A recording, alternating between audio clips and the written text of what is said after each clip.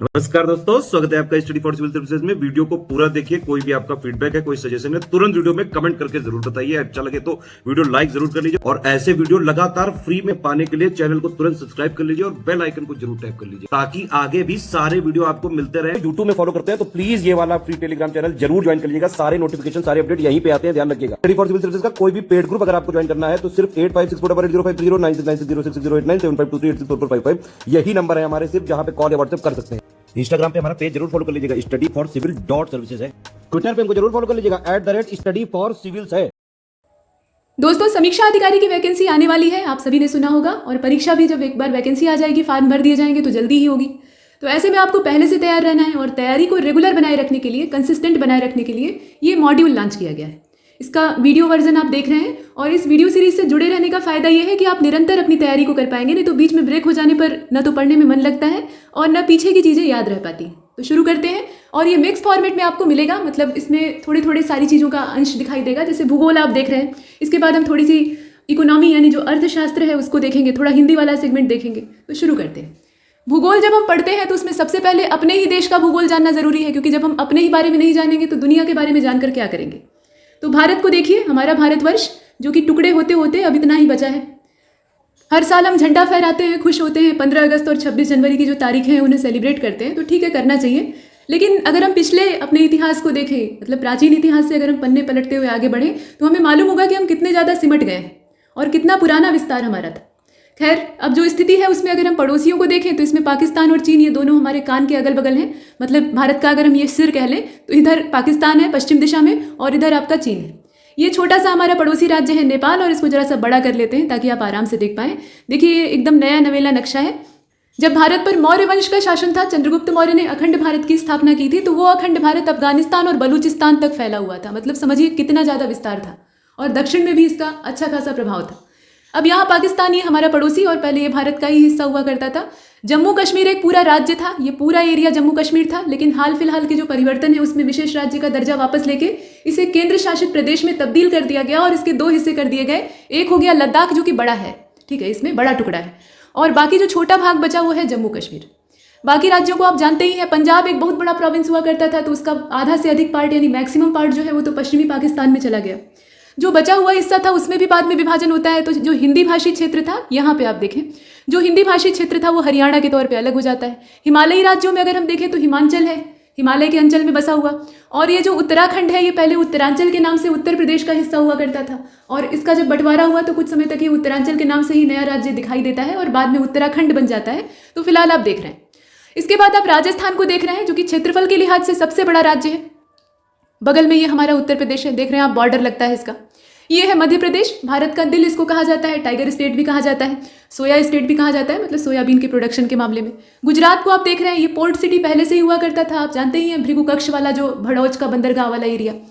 यहाँ आप नीचे देखें तो छोटे छोटे एरिया आपको दिखाई दे रहे हैं और यहाँ पर भी हल्के परिवर्तन हुए हैं, ये आपको जानना आवश्यक है। केंद्र शासित प्रदेश के तौर पे दादरा नगर हवेली और दमन दीव को एक में मर्ज कर दिया गया और इस प्रकार से दोनों एक केंद्र शासित प्रदेश बन गए। पहले क्या थे, अलग अलग थे, तो ये छोटे छोटे। महाराष्ट्र को आप देखिए, मराठाओं का क्षेत्र, ये मध्य प्रदेश से अपनी लंबी सीमा साझा करता है, बाकी छत्तीसगढ़ और तेलंगाना से लगा हुआ है, नीचे कर्नाटक से है, गुजरात के साथ भी इसका बॉर्डर लगा हुआ है। नीचे आप देखें, अभी हम पूर्वोत्तर वाला बाद में देखेंगे। देखिए तेलंगाना जो है वो आंध्र से अलग हुआ है, तेलुगु भाषी क्षेत्र तेलंगाना, और भाषाई आधार पर विभाजित होने वाला या सबसे पहले अलग होने वाला या गठित होने वाला जो प्रदेश था वो भी आंध्र था, और भाषा के आधार पर ही इसका बाद में भी बंटवारा होता है। कर्नाटक को आप देख रहे हैं और उसी के बगल में पुर्तगालियों का शक्ति केंद्र बन चुका था जो गोवा, उसको आप देखिए। कर्नाटक आपका यहाँ पर है, यहाँ आप देख रहे हैं कि अरब सागर के साथ इसकी जो तटरेखा है वो लगी हुई है। आंध्र यहाँ पे है, छोटा हो गया है, तेलंगाना इससे बाहर हो गया, तब भी एक अच्छा खासा एरिया है और इसकी भी जो तटरेखा है वो यहाँ है। यहाँ आप यनम को देख रहे हैं, पुडुचेरी वाला एरिया। अच्छा, नीचे वाले मैप में जरा चलें तो इसमें आप देखें केरल को, ये भी एकदम से अपनी लंबी सी सीमा, मतलब तटरेखा, इस समुद्र के साथ शेयर कर रहा है, जो हिंद महासागर का पश्चिमी हिस्सा है। और तमिलनाडु को आप देखिए, कर्नाटक के साथ इसकी सीमाएं लगती हैं, आंध्र के साथ लगती हैं, और इधर आप देख रहे हैं कि ये पुडुचेरी, केरिकाल और पुडुचेरी वाला हिस्सा है। फिलहाल ये है तमिलनाडु आपका, और ये बीच में है आपका राम सेतु, जिसे कि कोई मानने के लिए तैयार नहीं होता, लेकिन नीचे अवशेष मौजूद हैं। कुछ लोग ऐसा कहते हैं कि वो कोरल रीफ हो सकती है, लेकिन भगवान राम ने माता सीता तक पहुंचने के लिए ये सेतु बनवाया था, बंदर सेना ने बनाया था। और ये है हमारा पड़ोसी श्रीलंका, जो कि आजकल राजनीतिक उथल पुथल का शिकार है। अब हम वापस ऊपर की ओर चलते हैं। तो ऊपर की ओर अगर चले, यहाँ हमने आंध्र तक देखा था, और मध्य प्रदेश के पड़ोसी राज्यों को और उत्तर प्रदेश के पड़ोसी राज्यों को हम देखेंगे, तेलंगाना और छत्तीसगढ़ से कौन जुड़े हैं उनको भी देखेंगे। तो यहाँ आप देख रहे हैं कि महाराष्ट्र के बाद महाराष्ट्र की सीमा यहाँ लग रही है छत्तीसगढ़ से, और ये जो छत्तीसगढ़ राज्य आप देख पा रहे हैं, ये अंतर्राज्यीय सीमाओं को जो डॉटेड लाइन है उनसे दर्शाया गया है। तो छत्तीसगढ़ की सीमा मध्य प्रदेश से लगी हुई है और ये मध्य प्रदेश का ही हिस्सा था, बाद में उससे अलग होता है, ठीक है। और झारखंड बिहार का हिस्सा था, एक बड़ा एरिया लेकर वो अलग हो गया, खनिज संसाधन लेकर अलग हो गया, तो बिहार के पास ज़्यादा कुछ बचा नहीं, एरिया भी कम हो गया और खनिज संसाधन भी जाते रहे, वो झारखंड के पास चले गए। तो ये झारखंड का ये बिहार का ही हिस्सा हुआ करता था। फिलहाल ये आप देख रहे हैं कि दोनों आपस में बॉर्डर शेयर करते हैं। उड़ीसा को आप देखें, ठीक, ये है आपका, और ये रहा पश्चिम बंगाल। अब बंगाल भी एक बहुत बड़ा प्रोविंस होता था, जैसे पंजाब था पश्चिमी एरिया में या पश्चिमोत्तर में, वैसे ही बंगाल पूर्वी क्षेत्र में एक ताकतवर प्रादेशिक क्षेत्र था और इतना बड़ा इसका विस्तार था। इसके अलावा इतनी ज़्यादा इसके अंदर ताकत थी कि कोई भी शासक इसमें हाथ डालने की हिम्मत नहीं करता था। बाद में ये क्रांतिकारी गतिविधियों का केंद्र बन जाता है, तो अंग्रेज़ों को ऐसा महसूस हो जाता है कि भाई अगर इसे तोड़ा नहीं तो ये हमें तोड़ देगा। तो अंत में 1905 में करजन के द्वारा इसका बंटवारा करवा दिया जाता है। तो अक्टूबर में बंटवारा हो जाता है, फिर इसमें पूर्वी बंगाल और पश्चिमी बंगाल के तौर पर डिवाइड होता है। और यही जो पूर्वी बंगाल था ये बाद में बांग्लादेश के तौर पे, पहले पश्चिमी और पूर्वी पाकिस्तान के तौर पे बंटवारा होता है आज़ादी के समय, ठीक है। तो ये पूर्वी पाकिस्तान और बाद में पाकिस्तान से भी इसको आज़ादी मिल जाती है, इंदिरा गांधी दिलवा देती हैं, तो बांग्लादेश बन जाता है। फिलहाल ये बांग्लादेश है, पहले ये बंगाल हुआ करता था। अच्छा, पश्चिम बंगाल को हमने देखा, छोटा सा बचा है। अब यहाँ आप देखें, यहाँ त्रिपुरा इधर वाला जो पूर्वोत्तर वाला हिस्सा है, और छोटे छोटे राज्यों को आप देखें, जैसे सिक्किम भी बड़ी रणनीतिक फंदे में फंसा हुआ राज्य था। चीन इस पर पूरा अपना कब्जा करना चाहता था, लेकिन उस समय की गवर्नमेंट ने सक्रियता दिखाई और इसे अपने वश में किया। भूटान हमारा पड़ोसी है। अब यहाँ आप देख रहे हैं बांग्लादेश के जस्ट बगल में, यहाँ पे हमारा पूरा हिस्सा है, ये वाला अभी जो बचा है हमारे पास। तो ये मेघालय है आपका, यहाँ असम है, असम को भी बंगाल से ही अलग किया गया बाद में। ये अरुणाचल है, जहाँ पे चीन अपनी पूरी साठगांठ लगाए हुए है, अपनी बस्तियाँ बसाने की फिराक में है, बसा भी चुका है कई जगहों पे। तो ये फंसा हुआ है एरिया, फिलहाल हमारा है। इसके बाद नागालैंड, यहाँ आप देख रहे हैं, और ये नीचे मणिपुर है, और नीचे है मिजोरम, और यहाँ पे है त्रिपुरा। तो ये जो पूर्वोत्तर के राज्य हैं, इनको कायदे से आपको देखने की आवश्यकता है कि कौन कौन से हैं और इनकी लोकेशन कहाँ है। अब यहाँ हम पड़ोसियों को भी देख लेते हैं साथ में। भूटान को तो हमने देखा, और तिब्बत, ये आप देख रहे हैं ल्हासा की संधि जब होती है तो ये तिब्बत वाला एरिया ये चीन का कर्जदार हो जाता है और चीन के अधीन आ जाता है। तो ये तिब्बत का पठारी क्षेत्र, ये पूरा चीन के एरिया में। अब यहाँ आप देखें आगे, अच्छा एक चीज़ और है कि देखिए ये हिमालय वाला पोर्शन है पूरा, यहाँ से हिमालय पर्वत श्रृंखला जो है वो पूरी फैली हुई है और भारत को उत्तर दिशा से घेरे हुए है। और हिमालय का ढाल ये हमारी तरफ है, ढाल का मतलब जो हिमालय का स्लोप है वो हमारी तरफ है, और जो ऊंचा एरिया है वो चीन की तरफ है। और ये रणनीतिक दृष्टि से चीन के लिए बहुत बड़ा सपोर्टर है। अगर हमला होगा तो चीन को इसमें फायदा होगा, और हमेशा रहा है। लड़ाई में चीन ने इसका लाभ लिया है। ऊंचाई से लड़ना आसान होता है, और आप नीचे खड़े हैं और ऊपर से कोई हमला कर रहा है तो आप उसे जवाब वैसा नहीं दे पाएंगे, ठीक है। तो ये स्ट्रेटेजिकल तरीके से इसके पक्ष में है। फिलहाल आगे देखते हैं। यहाँ देखिए म्यांमार है, ठीक है, बांग्लादेश हमारा पड़ोसी, और ये रहा म्यांमार। न्यू मोरे द्वीप यहाँ देख रहे हैं आप, ये भारत का हिस्सा। तो भारत के हिस्से में जो जो द्वीप हैं उनको भी हम देखेंगे। अब चलिए जरा नीचे समुद्र में, तो समुद्र में अगर हम घुस जाएं तो घुसने पर हमें मालूम होता है कि यहाँ देखिए अरब सागर और बंगाल की खाड़ी में हमने भले ही बांट दिया है, लेकिन ये है तो हमारा हिंद महासागर, और एकमात्र ये ऐसा ओशियन है, इंडियन ओशियन, जो कि किसी देश के नाम पर अपना नाम साझा करता है, या इसका नाम किसी देश के नाम पे, भारतवर्ष के नाम पे। कहा जाता है कि प्राचीन काल जो था, जिस समय समुद्र मंथन हुआ था, ये रत्नाकर के नाम से जाना जाता था, और इसी को मथा गया था, इसमें से रत्न बाहर आए थे। अब इसका जो पश्चिमी हिस्सा है अरब सागर है, लक्षद्वीप समूह यहाँ पे है जो कि प्रवाल भित्तियों से घिरा हुआ है, और अंडमान निकोबार द्वीप समूह ये आप देख रहे हैं, अंडमान और निकोबार। तो ये वाला जो है ये आपका बंगाल की खाड़ी वाले एरिया में। यहाँ पर जो अंतर्राष्ट्रीय सीमाएं हैं उनको सीधी लाइनों से और डॉटेड लाइन से राज्य सीमाओं को दर्शाया गया है। चलिए आगे चलते हैं। अब बेसिक जानकारियां हैं इसमें, भारत की भौगोलिक जानकारी है। भारत के बहुत सारे नाम हैं, यहाँ तो कुछ ही दिए हैं, लेकिन जो हमारा नाम है वो भारत ही है, भरत जन के नाम पे भारत। और आर्यों का यहाँ निवास स्थान बना, आर्य बाहर से आए थे ऐसा ज़्यादातर लोगों का मानना है, तो इसे आर्यावर्त कहा गया। लेकिन आर्यावर्त समूचा भारतवर्ष नहीं है, मतलब ऐसा हम नहीं कह सकते कि पूरा भारतीय उपमहाद्वीप आर्यावर्त है। सिर्फ जो उत्तरी और पश्चिमी हिस्सा है, बड़ा एरिया, नीचे का जो दक्कन प्लेटू था वो तब भी इन आर्यों से अछूता था। यहाँ पर द्रविड़ लोग रहा करते थे, जिनके यहाँ संस्कृति का विस्तार बाद में होता है। फिलहाल जम्बू द्वीप कहा गया, जम्बू द्वीप इसलिए कहा गया क्योंकि जामुन के वृक्षों की भरमार थी, भारतवर्ष कहा ही जाता है। और ये जो हिंदुस्तान और इंडिया जैसे नाम थोप दिए गए हैं, ये विदेशियों के चिपकाए हुए हैं, ये हमारे नहीं। और दुख की बात यह है कि अभी भी हमें हिंदी और अंग्रेजी में अलग अलग नामों से पुकारा जाता है। हमें भारत नहीं कहा जाता, हमें इंडिया कहा जाता है। ऐसा नहीं होना चाहिए। केंद्र शासित प्रदेशों की संख्या पहले 9 हुआ करती थी, लेकिन जब से दादरा नगर हवेली और दमन दीव को मिक्स किया गया तब से ये 8 हो गई है। तो कंफ्यूज नहीं होना है। क्षेत्रफल के लिहाज से हम दुनिया में 7वें नंबर पर है और आबादी के मामले में रिकॉर्ड तोड़ने को तैयार है। नई दिल्ली हमारी राजधानी है। गंगेटिक डॉल्फिन ये साफ पानी में रहती है, और जो नदी तंत्र है जैसे कि इरावती नदी है, गंगा नदी है, सिंधु नदी है, यहाँ पाई जाती है। तो ये हमारा राष्ट्रीय जलीय जीव है। सत्यमेव जयते जो कि मुंडकोपनिषद नाम के उपनिषद से लिया गया ध्येय वाक्य है, स्लोगन है, वो हमारा आदर्श वाक्य है। कुल क्षेत्रफल हमारा कितना है तो 32,87,263 स्क्वायर किलोमीटर में हम फैले हुए हैं फिलहाल। भारत का क्षेत्रफल विश्व के क्षेत्रफल का मात्र 2.4% और आबादी जरा देखिए, तो समस्या नहीं होगी तो फिर क्या होगा। आगे चलते हैं, यहाँ देखिए राष्ट्रीय नदी गंगा है, बताने की जरूरत नहीं है। राष्ट्रीय पशु बाघ है और अच्छी खासी उल्लेखनीय वृद्धि इसमें देखने के लिए मिली है और सबसे ज्यादा बाघों की जो संख्या है वो मध्य प्रदेश राज्य में है। अब यहाँ राष्ट्रीय पुष्प हमारा कमल है जो कि वैभव और प्रखरता का प्रतीक है, लाल कमल। इसके बाद विरासत पशु है हाथी जो कि आजकल संकट में है, एशियन एलिफेंट जो है उसकी बात की जा रही है। राष्ट्रीय ध्वज है तिरंगा और राष्ट्रीय पक्षी हमारा मोर है। राष्ट्रीय चिन्ह, और मोर जो था ये मौर्यों के समय में उनका भी राजकीय चिन्ह हुआ करता था। अशोक स्तंभ हमारा राष्ट्रीय चिन्ह है और पूरा स्तंभ नहीं, स्तंभ का जो लाट है यानी ऊपर का हिस्सा है जिसमें कि एक औंधा कमल रखा हुआ है और उसके ऊपर 4 शेर भाई लोग जो हैं वो पीठ सटाकर बैठे हुए हैं और ऐसे देख रहे हैं जैसे कि कोई भी आएगा तो उसको घुसने नहीं देंगे। मतलब वो 4 पहरेदार हैं हमारे देश के, 4 दिशाओं के रक्षक, ठीक है। और उसके नीचे सत्यमेव जयते और अशोक चक्र बना है, पशु बने हुए हैं, तो वो है सिंबल। राष्ट्रीय गान हमारा जनगण मन है, गुरुदेव रविंद्रनाथ टैगोर जी के द्वारा लिखा गया है, बांग्ला भाषा है। और राष्ट्रीय गीत है वंदे मातरम, आनंद मठ नाम का जो उपन्यास था बंकिम चंद्र चट्टोपाध्याय का, वहां से ये लिया गया है और ये संस्कृत में है। राजभाषा, और इसका सिर्फ एक खंड ही हम लोग गाते हैं, पूरा नहीं गाते हैं, अधूरा ही गाते हैं, ठीक। राजभाषा हिंदी है, राष्ट्रीय लिपि देवनागरी है। देवनागरी जो है वो संस्कृत की भी लिपि है और हिंदी की भी लिपि है।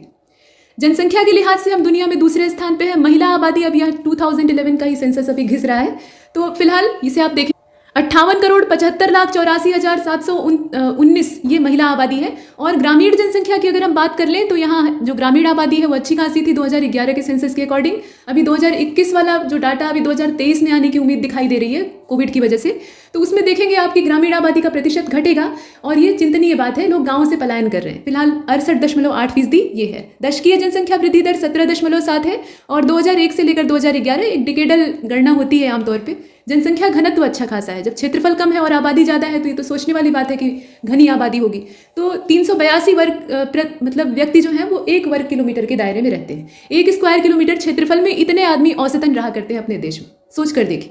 80.9% ये पुरुष साक्षरता है और उम्मीद है कि इस बार वृद्धि हुई होगी। अब यहाँ भारत की भौगोलिक स्थिति को अगर हम देखें तो उत्तर पूर्वी गोलार्ध में ये स्थित है, उत्तरी गोलार्ध में हम हैं, नॉर्दर्न हेमिस्फीयर में। और देशांतर के हिसाब से हम देखें तो हम पूर्वी देशांतर में मौजूद हैं, एशिया महाद्वीप में स्थिति है हमारी। ज्यामितीय आकृति के हिसाब से अगर देखा जाए तो हमारी आकृति जो है वो चतुष्कोणीय है, कुछ इस प्रकार से मोटे तौर पर। और अक्षांशीय विस्तार भी जान लीजिए, ये 8 अंश 4 मिनट उत्तरी अक्षांश से लेकर 37 अंश 6 मिनट तक फैला हुआ है। राष्ट्रीय वृक्ष हमारा बरगद है और ये यहाँ का देसी वृक्ष है। बरगद, पीपल, महुआ, नीम यहाँ का नहीं है। नीम मूल रूप से भारतवर्ष की पैदाइश नहीं है, लेकिन बाकी 3 आपने जो सुने तो ये जो है ये यहीं के वृक्ष है। और बरगद की एक विशेषता होती है, इसको अमर वृक्ष कहा जाता है क्योंकि ये कभी मर नहीं सकता, इसको अगर आप डिस्टर्ब नहीं करते, ठीक है। मतलब एक पेड़ जो है वो अपनी बहुत सारी संतति पैदा करेगा अपनी जटाओं से और पूरा गुच्छा तैयार कर लेगा, तो एक सूखेगा तो दूसरा तैयार रहेगा और इसकी एज भी बहुत ज़्यादा होती है, ठीक। तो ये बरगद।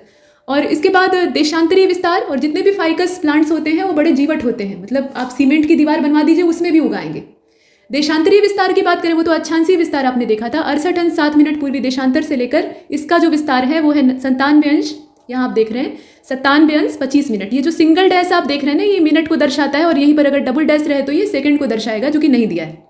इसके बाद भारत का मानक समय, तो ये गुजरता कहाँ से है, मतलब हमारी मानक समय रेखा कहाँ से गुजरती है, तो ये 5 घंटा 30 मिनट आगे है ग्रीनविच के माध्य समय से और गुजरती है इलाहाबाद के पास, जो नैनी, मतलब इलाहाबाद जिले में ही है वो, नैनी नाम की जो जगह है वहाँ से गुजरती है। और देशांतर के हिसाब से देखा जाए तो 82 अंश 30 मिनट पूर्वी देशांतर में उसकी स्थिति है।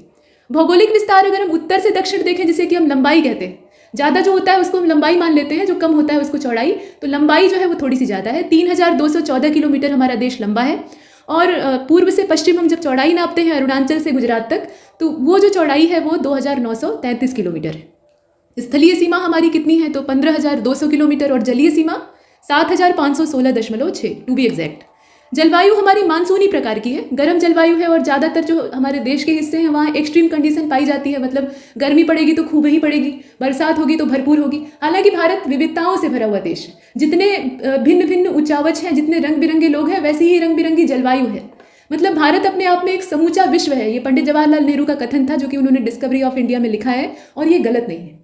आप पंडित जवाहरलाल नेहरू को एक राजनेता की हैसियत से या कांग्रेस पार्टी से जोड़कर मत देखिए, उन्हें एक व्यक्ति के तौर पे देखिए। तो उनकी जो बुक है उसमें बहुत अच्छी बातें लिखी गई हैं और एक व्यक्ति को उसे पढ़ना चाहिए, ठीक है। अच्छी चीज़ों का अध्ययन करना चाहिए, चाहे जहाँ से मिले, ठीक है। तो भारत अपने आप में एक लघु विश्व है, ये सही कहा गया है। दुनिया में आप घूमकर जितनी चीज़ों को देखेंगे वो हमारे देश में अकेले मौजूद है। इसीलिए भारत दर्शन कराया जाता है। जो सिविल सर्विसेज के उम्मीदवार होते हैं, उम्मीदवार का मतलब वो ट्रेनी ऑफिसर्स होते हैं असल में। तो यहाँ आपने देखा कुल आबादी वैसे तो आप जानते ही हैं 1,21,08,54,977 ये संख्या में है और परसेंटेज ज़्यादा इंपॉर्टेंट है 17.5। ये 2011 का सेंसस है। बड़े बंदरगाहों की तादाद 13 है, जो कि जानना आवश्यक है। अनुसूचित जाति की जनसंख्या भी ठीक ठाक है, 16.6% है। प्रतिशत वाला आंकड़ा इसमें देखिएगा। पर्वतीय क्षेत्र का विस्तार कितना है, तो पर्वत का विस्तार बहुत ज़्यादा तो नहीं है, लेकिन फिर भी है 10.7%। और पठार कितने हैं, तो थोड़े ज़्यादा है, ये 27.7% भाग में फैले हुए हैं।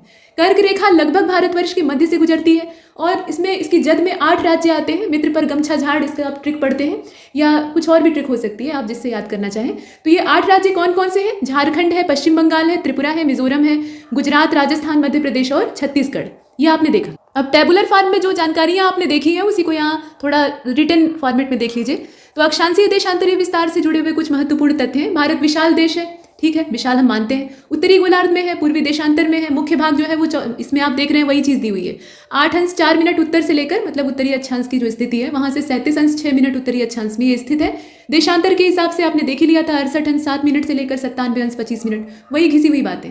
कर्क रेखा लगभग 2 बराबर भागों में बांटती है और ये गुजरती कहाँ से है, तो 23 अंश 30 मिनट जो उत्तरी अक्षांश है वहाँ से इसका गुजरने का एरिया है। कर्क रेखा ये उत्तरी गोलार्ध में पाई जाती है और मकर रेखा जो है वो दक्षिणी गोलार्ध में पाई जाती है। अब मुख्य भूभाग को दक्षिण पूर्व में और अंडमान निकोबार द्वीप समूह बंगाल की खाड़ी में, यहाँ जो मुख्य भूभाग है उसकी बात देखें और जो द्वीप हमारे अधिकार में आते हैं उसके बारे में कहा गया है। तो अंडमान निकोबार जो है वो बंगाल की खाड़ी में बिखरा हुआ है, हमारे अधिकार क्षेत्र का है। और लक्षद्वीप समूह जो है वो दक्षिण पश्चिम में स्थित है, जो कि अरब सागर में। भारत का कुल क्षेत्रफल, भूभागीय क्षेत्रफल 32.8 मोटे तौर पर है लाख वर्ग किलोमीटर में। और भारत का क्षेत्रफल विश्व के कुल क्षेत्रफल के तुलना अगर की जाए तो 2.4% होता है। 7वां सबसे बड़ा देश हमारा है और 15,200 किलोमीटर ये हमारी स्थलीय सीमा है और 7,516.6 ये हमारी जल सीमा है। ये हमने देखा, ठीक। यहाँ आगे चलते हैं।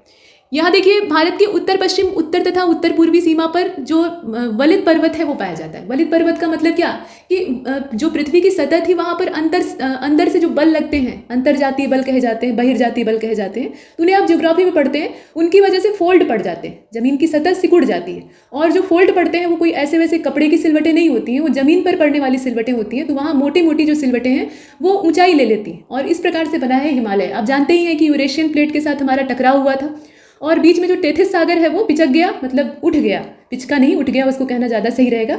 और उसमें जो पानी था वो इधर उधर बिखर गया और वहाँ पर खड़ा हो गया हिमालय। तो ये वलित पर्वत है और अभी बन रहा है, बनने के दौर में है, इसीलिए आए दिन भूकंप आते रहते हैं, ठीक। अब इसमें आप देखें कि दक्षिण का भूभाग उत्तर में, दक्षिण का भूभाग जो है मतलब इसके दक्षिण का जो भूभाग है वो उत्तर में चौड़ा है और 22 अंश उत्तरी अक्षांश से हिंद महासागर की ओर क्या है, सकरा होता गया है। इसके पश्चिम में अरब सागर और पूर्व में बंगाल की खाड़ी है। अच्छा, अब यहाँ देखिए कि अक्षांश और देशांतर का विस्तार लगभग 30 अंश के आसपास आता है, लेकिन फिर भी पूर्व और पश्चिम का विस्तार उत्तर दक्षिण के विस्तार की अपेक्षा हमें देखने में कम लगता है। देखने में एक समग्र निगाह से देखें तो कम लगता है। गुजरात से अरुणाचल प्रदेश के स्थानीय समय में 2 घंटे का अंतर है, इसीलिए टाइम जोन की बात चलती है, लेकिन टाइम जोन अभी तक अलग नहीं हो पाया। 2 घंटे का फर्क आ जाएगा। और 82 अंश 30 मिनट पूर्वी देशांतर को भारत की मानक यामोत्तर माना जाता है। ध्यान दीजिएगा इसे, ये संख्या जो कि उत्तर प्रदेश के मिर्जापुर से गुजरती है। नैनी मिर्जापुर में थोड़ा सा यहाँ डिफरेंस आ जाता है किताबों में, लेकिन नैनी आप समझिए। अक्षांश का प्रभाव दक्षिण से उत्तर की ओर दिन और रात की अवधि पर पड़ता है, ठीक है। अक्षांश का प्रभाव किस चीज पर पड़ता है, दिन और रात की अवधि पर पड़ता है। अगर आप हमारे पेड कोर्सेज ज्वाइन करना चाहते हैं तो यहाँ नंबर दिया है, आप संपर्क कर सकते हैं। फिलहाल आप धरती को देखिए, तो ये है हमारी पृथ्वी और इसमें आप भारत को देखेंगे और तुलनात्मक तौर पे विश्व को देखेंगे। तो आप जानते ही हैं कि पूरी पृथ्वी पर पहले एक ही जमीन का टुकड़ा था और एक ही पानी का हिस्सा था। तो उसमें पेंजिया और पैंथालासा का कॉन्सेप्ट आप जानते हैं। बाद में पेंजिया जो है उसमें डिवीजन स्टार्ट होता है, तो पहले 2 टुकड़े होते हैं, गोंडवाना लैंड और लॉरेंशिया यानी अंगारा लैंड। और उसमें से जो गोंडवाना लैंड है उसी का छोटा सा हिस्सा भारत है, ठीक। तो अब यहाँ आप देखें अफ्रीका महाद्वीप है, ये महासागर भी साथ में दे रखे हैं। तो ये आपका हिंद महासागर है, पैंथालासा के कई हिस्से बांट दिए गए। प्रशांत जो कि सबसे गहरा और सबसे बड़ा है, ये बीच में यस की आकृति का अटलांटिक महासागर है। प्रशांत इधर से भी घेरे हुए हैं। इधर आपका एंटार्कटिका है, मतलब एंटार्कटिक जो महाद्वीप क्षेत्र है वो पाया जाता है और ये दक्षिणी ध्रुव है हमारा, और आर्कटिक क्षेत्र ऊपर है, यहाँ उत्तरी ध्रुव। उत्तरी अमेरिका ये रहा, बीच में आप ज्वाइंट देख ही रहे हैं, और दक्षिण अमेरिका है अटलांटिक ओशियन के इधर आप आ जाइए तो अफ्रीका है।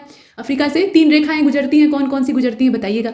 यहाँ यूरोप है आपका, ठीक, यहाँ ग्रीनलैंड को आप देख पा रहे हैं, ये एशिया महाद्वीप है सबसे बड़ा, भारत इसी का हिस्सा है, ये नीचे लटका हुआ है पीले रंग में दिखाई दे रहा है। और ये रहा ऑस्ट्रेलिया, अकेला है बेचारा दक्षिणी गोलार्ध में, और इधर न्यूजीलैंड और कुछ और नए बनने वाले जो द्वीप हैं वो दिखाई देते हैं। चलिए अब चलते हैं। क्षेत्रफल के मामले में हमने देखा था कि हमारा देश 7वें स्थान पे है, तो ये जानना आवश्यक है कि पीछे जो 6 हैं वो कौन कौन से। तो सबसे बड़ा रूस है, और जब ये संयुक्त था मतलब सोवियत संघ के तौर पे था तो और बड़ा था। उसके बाद है कनाडा, ठीक है, आकार में अगर आप देखें तो कनाडा है, और यहाँ आप देख रहे हैं। उसके बाद चीन है, फिर अमेरिका है, ब्राज़ील है, ऑस्ट्रेलिया है, और उसके बाद आते हैं हम। लेकिन जनसंख्या के लिहाज से हम सेकंड पोजीशन पे हैं और बहुत जल्दी पहले स्थान पर पहुंचने वाले हैं, और नंबर 1 फिलहाल चीन है।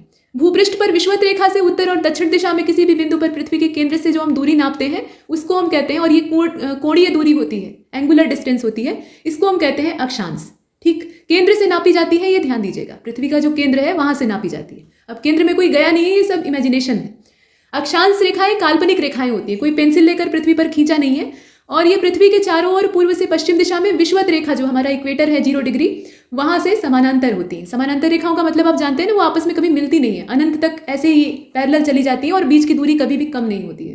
तो ये जो अक्षांश रेखाएं हैं ये आपस में समानांतर है, लेकिन जो देशांतर रेखाएं हैं उसमें ये चीज़ नहीं है, वो दोनों ध्रुवों पर जाकर मिल गई।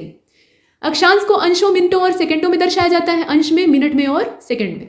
अच्छा, पृथ्वी को 2 बराबर भागों में बांटने वाला जो 0 डिग्री अक्षांश है उसी को हम कहते हैं भूमध्य रेखा। भू मतलब पृथ्वी, मध्य मतलब बीच में, और रेखा मतलब लाइन। अब आगे चलते हैं। देखिए, विषुवत वृत्त जो है वही चीज़ है, भूमध्य रेखा को आप गोलाकार खींच दीजिए पृथ्वी के चारों ओर तो एक गोला बन जाएगा, वृत्त बन जाएगा। और इसमें उत्तर में जो स्थित अक्षांश रेखाएं हैं उनको उत्तरी अक्षांश रेखा, ये सीधी बात है, इसमें कुछ बच्चों वाला खेल है, बताने की आवश्यकता नहीं है। मतलब उत्तर में है तो उत्तरी अक्षांश रेखा, दक्षिण में है तो दक्षिणी अक्षांश रेखा, लेकिन ये वाली काम की बात है।